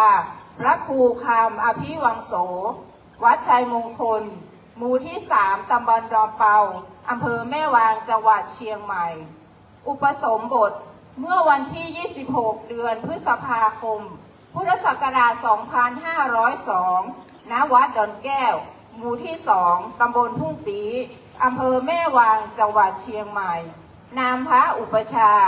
เจ้าอธิการบุญมาพัทยาโน ณ วัดดอนแก้ว หมู่ที่ 2 ตำบลทุ่งปีอำเภอแม่วาง จังหวัดเชียงใหม่ พระครูรัตนสุภาจารย์ จันแก้วเขมรังสี อายุ 86 ปี พรรษา 65 วิทยาฐานะ นักธรรมชั้นเอก วุฒิการศึกษาทางโลก ชั้นประถมศึกษาปีที่ 4 มีตำแหน่งทางการปกครองดังนี้ พุทธศักราช 2512 เป็นรักษาการแทนเจ้าอาวาสวัดดอนแก้ว หมู่ที่ 2 ตำบลทุ่งปีอำเภอแม่วาง จังหวัดเชียงใหม่ พุทธศักราช 2514 เป็นเจ้าอาวาสวัดดอนแก้ว หมู่ที่ 2 ตำบลทุ่งปีอำเภอแม่วาง จังหวัดเชียงใหม่ พ พุทธศักราช 2536 เป็นเลขานุการเจ้าคณะตำบลทุ่งปีอำเภอแม่วางจังหวัดเชียงใหม่ พุทธศักราช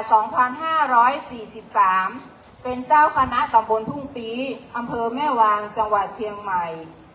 พุทธศักราช 2547 เป็นพระอุปชาพุทธศักราช 2554 เป็นรองเจ้าคณะอำเภอแม่วางจังหวัดเชียงใหม่ และก่อนมรณภาพได้ดำรงตำแหน่งสุดท้ายคือเจ้าอาวาสวัดดอนแก้วและที่ปรึกษาเจ้าคณะอำเภอแม่วาง ประวัติการรักษาพุทธศักราช 2555 ท่านเจ็บป่วยด้วยโรคความดันโลหิตสูงเข้ารับการรักษาที่โรงพยาบาลแม่วางพุทธศักราช 2566 ตรวจพบก้อนเนื้อบริเวณท้องด้านซ้าย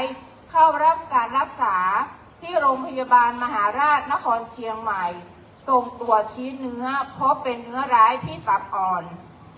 พุทธศักราช 2567 เข้ารับการผ่าตัดต่อมลูกหมากที่โรงพยาบาลมหาราชนครเชียงใหม่ส่งตรวจชิ้นเนื้อพบเป็นเนื้อร้ายและมีการลุกลามไปที่ต่อมน้ำเหลืองรักษาตามกระบวนการที่โรงพยาบาลมหาราชนครเชียงใหม่เมื่อวันที่ 5 มกราคม พุทธศักราช 2568 ท่านมีอาการอ่อนเพลียเท้าบวมทั้งสองข้างไปรักษาที่โรงพยาบาลมหาราชนครเชียงใหม่พบเกลือแร่ดำโลหิตจางแพทย์ทำการรักษาตามอาการจนถึงวันที่ 7 มกราคม 2568 ท่านพระครูรัตนสุภาจารย์ขอปฏิเสธการรักษาเพื่อกลับมาอยู่วัดตั้งแต่วันที่ 7 มกราคม พุทธศักราช 2568 ท่านพระครูรัตนสุภาจารย์ได้รับการดูแลแบบประคับประคองโดยทีมแพทย์พยาบาลโรงพยาบาลแม่วางเจ้าหน้าที่โรงพยาบาลส่งเสริมสุขภาพตำบลบ้านเดนาทรายและทีมอาสาสมัครสาธารณสุขในพื้นที่ตำบลทุ่งปีจนกระทั่งถึงวันที่ 18 มกราคม 2568 เวลา 6:30 นาทีท่านได้มรณภาพลงอย่างสงบณวัดดอนแก้วหมู่ที่ 2 ตำบลทุ่งปีอำเภอแม่วางจังหวัดเชียงใหม่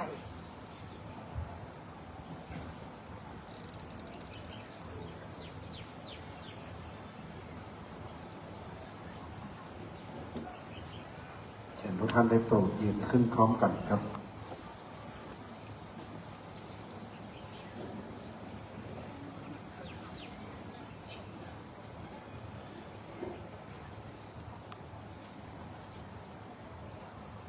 ด้วยคุณงามความดีบารมีธรรมที่หลวงปู่พระครูรัตนสุภาจารย์จันแก้วเขมรังสีได้กระทำบำเพ็ญมาได้กุศลบุญญาราศีส่วนทักษินานุปทานกิจที่คณะศิษยานุศิษย์มีพระครูโสพลกิติวัฒน์และสาธุชนวัดดอนแก้วเป็นต้นได้กระทำบำเพ็ญแล้วขอจงเป็นภารวะปัจจัยน้อมส่งดวงวิญญาณหลวงปู่พระครูรัตนสุภาจารย์สู่สัมปรายภพสุขติภูมิตลอดกาลนานเชิญท่านได้โปรดนั่งลงได้ครับการบัดนี้จะได้เป็นการทอดผ้าไตรบังสุกุลและประกอบพิธีพระราชทานเพลิงศพ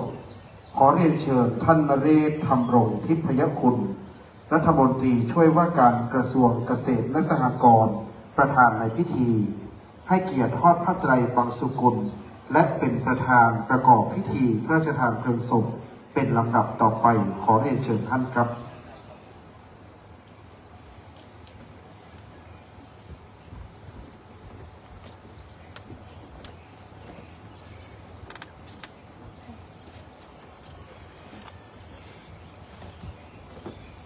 และการนี้กระผมขอรัตนาพระเดชพระคุณพระเจ้าคุณพระสุวรรณเมธีดร.รองเจ้าคณะจังหวัดเชียงใหม่เจ้าวาดวัดพระธาตุศรีจอมทองวรวิหารประธานสงฆ์ โปรดเมตตาพิจารณาพระไตรปังสุกุลณบัดนี้ขอกราบอาราธนาครับสาธุชนน้อมประนมมือขึ้นนะครับพระเดชพระคุณพระเจ้าคุณพระสุวรรณเมธีดร.รองเจ้าคณะจังหวัดเชียงใหม่เจ้าวาดวัดพระธาตุศรีจอมทองวรวิหารโปรดเมตตาเป็นประธานสงฆ์ในการพิจารณาพระไตรปังสุกุลบนกิจการทานปราสาทพญานกหัสดินครับ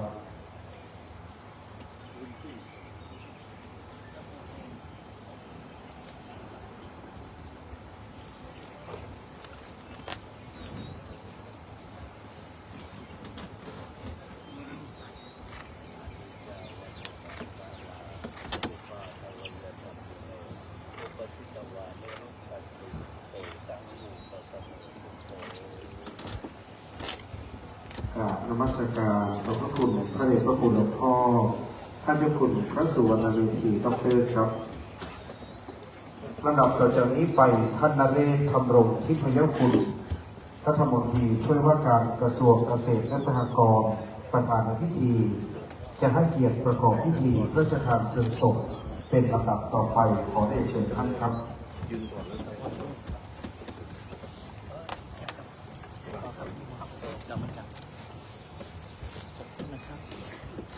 เชิญท่านได้โปรดยืนขึ้นไปพร้อมกันครับ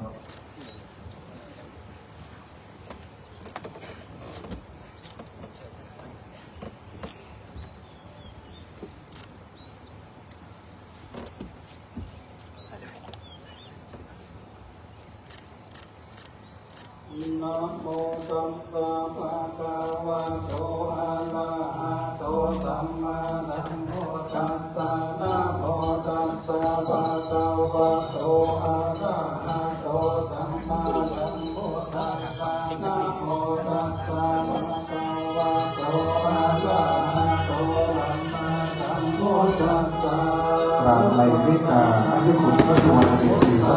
ร.ขอบพระคุณท่านนเรศธรรมรงค์ทิพยคุณรัฐมนตรีช่วยว่าการกระทรวงเกษตรและสหกรณ์วันนี้นิมนต์ท่านเจ้าคุณพระศรีศิลปาจารย์เป็นต้นเชิญว่าได้โปรดนั่งลงพร้อมพระประธานครับ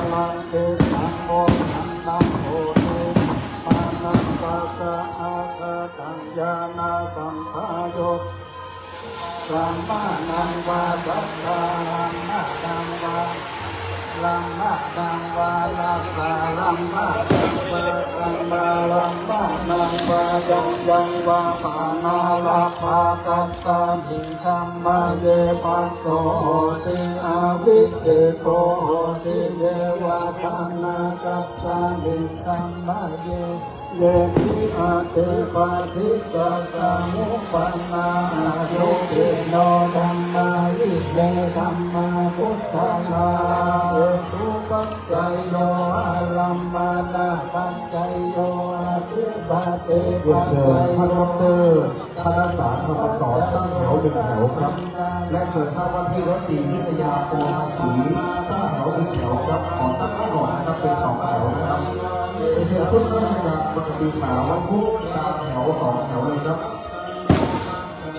ขึ้นด้านซ้ายลงด้านซ้ายขึ้นด้านขวาลงด้านขวานะครับเป็นที่สองด้านแรกนะครับราชการต่อแถวต่อนะครับนั่นคือเรื่องที่ได้นะครับ ปัจจัยโยอิทิยาปัจจัยโย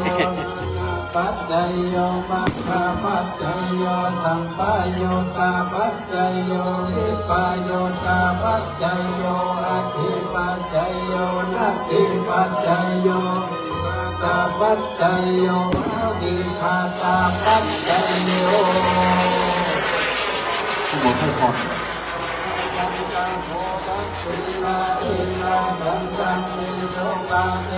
ชุดกากีต่อแถวจากชุดปกติขาวเลยครับชุดกากีต่อแถวว่าดอกพระจันทร์ต่อจากชุดปกติขาวครับธรรมโมจะอายันนิตัสสิโตเบตัสนาบูชาจักตตาอุลานาพลังจาภิกุนัมมานุปาตินังตุเมหิปุญญังตุตังอนัปปะกันติภวะตุสัพพมังคลังนาคันเทวตาสัมปะพุทธานุภาเวนะสัทธาโตปิภว วันตุเตภวันตุสัพพะมังคลังรักขันตุสัพพะเทวตาสัพพะธัมมานุภาเวนะสัทธาโสเทภวันตุเตภวันตุสัพพะมังคลังรักขันตุ ชุดกากีชุดขาวครับ2 แถวเลยครับตัด2 แถวครับ2 แถวครับสาธุชุดกากีต่อเลยนะครับตัดเป็น2 แถวครับเดี๋ยวสภาประชาชนจะวางดอกไม้จันทร์ด้านล่างนะครับ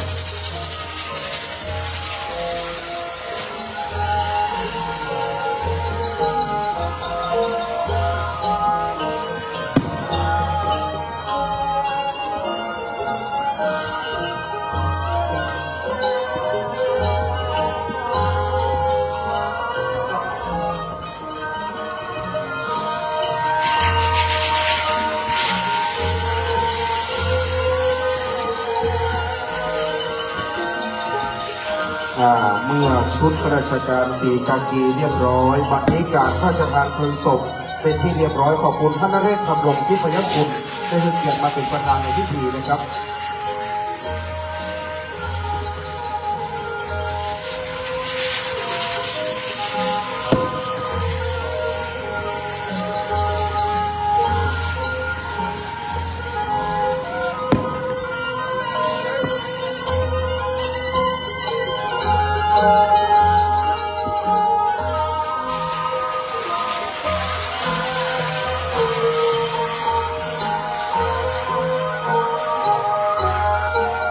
ศรัทธาประชาชนลุกเลยเนอะคนเฒ่าคนแก่เอาวางที่ขันโตด้านล่างนะครับขอบคุณท่านนเรศครับและคณะครับผมขอบพระคุณได้ให้เกียรติท่านเลยท่านลงที่พยคุณ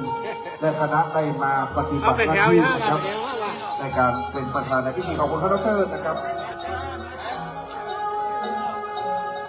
ขอบคุณข้าราชการเอาศรัทธาลุกวางดอกไม้จันทร์ที่ขันโตด้านล่างเลยหยิบดอกไม้จันทร์วางดอกไม้จันทร์ข้าราชการวางดอกไม้จันทร์เสร็จพลิกไปเปลี่ยนท่ากำเดียวเขาจะได้มาล้อประลำเก็บเก้าอี้ต่างๆกรรมการบ้านเฮานะครับจะได้เก็บประลำร้อนเก้าอี้ต่างๆตอนนี้พระพุทธเจ้าแก่สนามบ้านเฮาวางดอกไม้จันทร์ก่อนนะครับลุกเลยเนอะ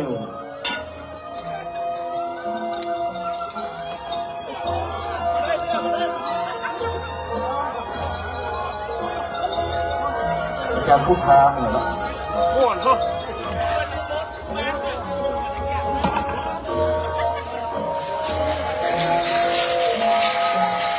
แค่นี้นะครับ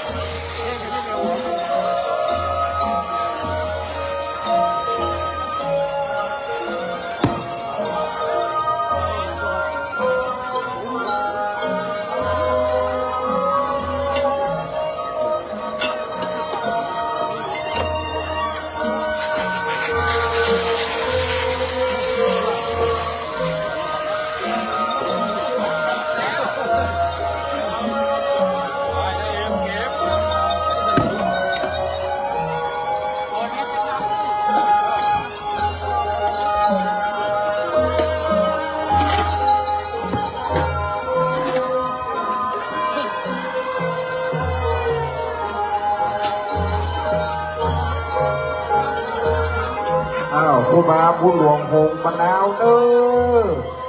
ครูบาล่องแดงครูบาไม่ขี้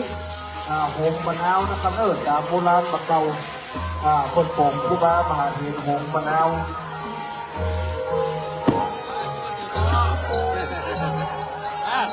ก๋วยเตี๋ยวต่ออะไรก๋วยเตี๋ยวต่อเยี่ยก๋วยเตี๋ยวต่อก๋วยเตี๋ยวครูบาเจ้าข้าหงมะนาวนะครับครูบาวางขวางครูบาไม่ขี้หงละครูบาบ้านม่วงหงเลยครับครูบาบ้านม่วงหงมะนาวนะครับครูบาวางขวางครูบาบ้านม่วง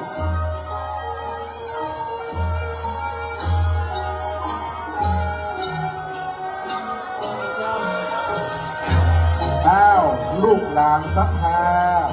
กำเดียวไปเปลี่ยนผ้าแล้วมาเคลียร์พื้นที่กับครูบาบุญหลวงตีพลังถามเตียงแล้วก็จะเก็บเก้าอี้ต่างๆ คเดียววานดอกไม้จันทร์แล้วกะลุนาไปเปลี่ยนผ้าเปลี่ยนหัวนื้อแล้วกรรมการบ้านเฮาโดยเฉพาะกลุ่มพ่อบ้านพ่อใจกรุณาพลิกมาที่ประลำหักเบียงแล้ว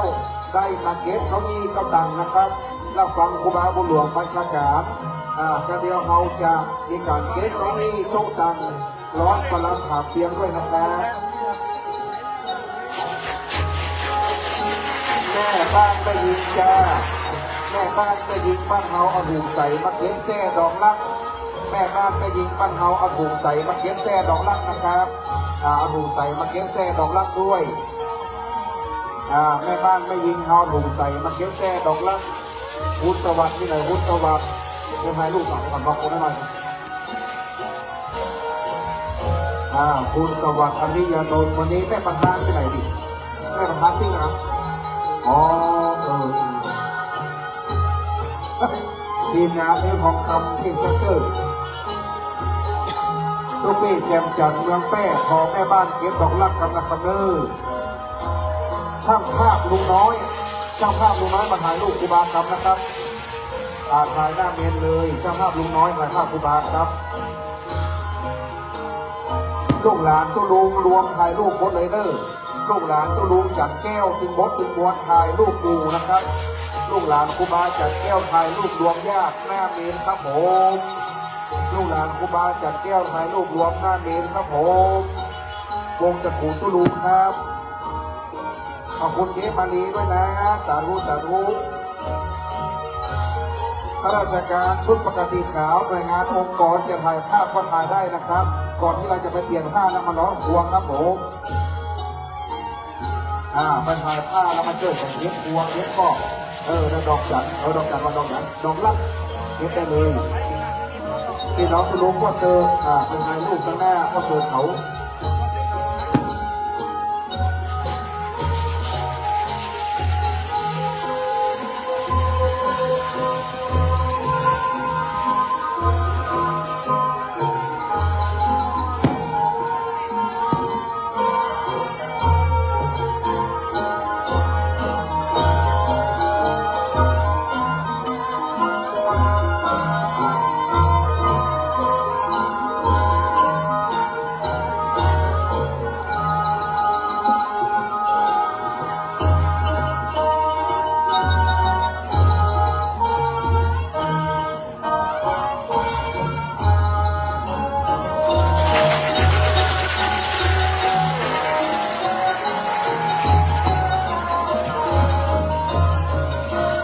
ในบ้านเฮานะครับเนิ่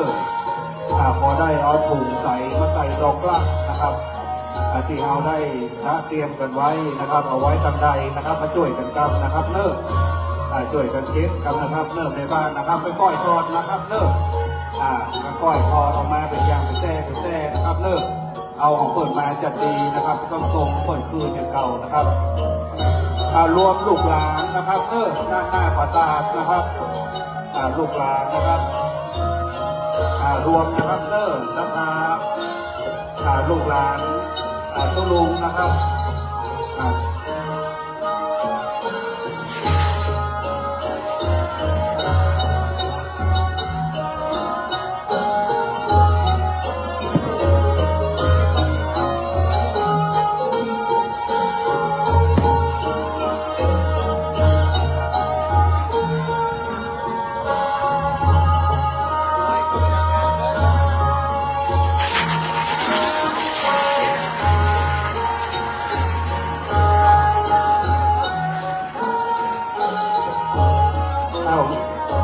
ไหว้ศาลนะครับครูบาอาจารย์นะครับที่เป็นลูกศิษย์ลูกหานะครับสลาครูบาทั้งหลายนะครับได้บันทึกภาพครับครูบาบุญหลวงที่ด้านข้างโลกาสตรีตำบลนะครับนิมนต์ครูบาบุญหลวงขึ้นตำบลเลยนะครับนิมนต์ครูบาติ๊กนะครับนิมนต์ขึ้นตำบลนะครับนิมนต์นะครับของงานเลขานะครับอำเภอเววานะครับนิมนต์นะครับนะครับของงานเลขานะครับทุกพิธีนะครับขึ้นบนม่านนกนะครับ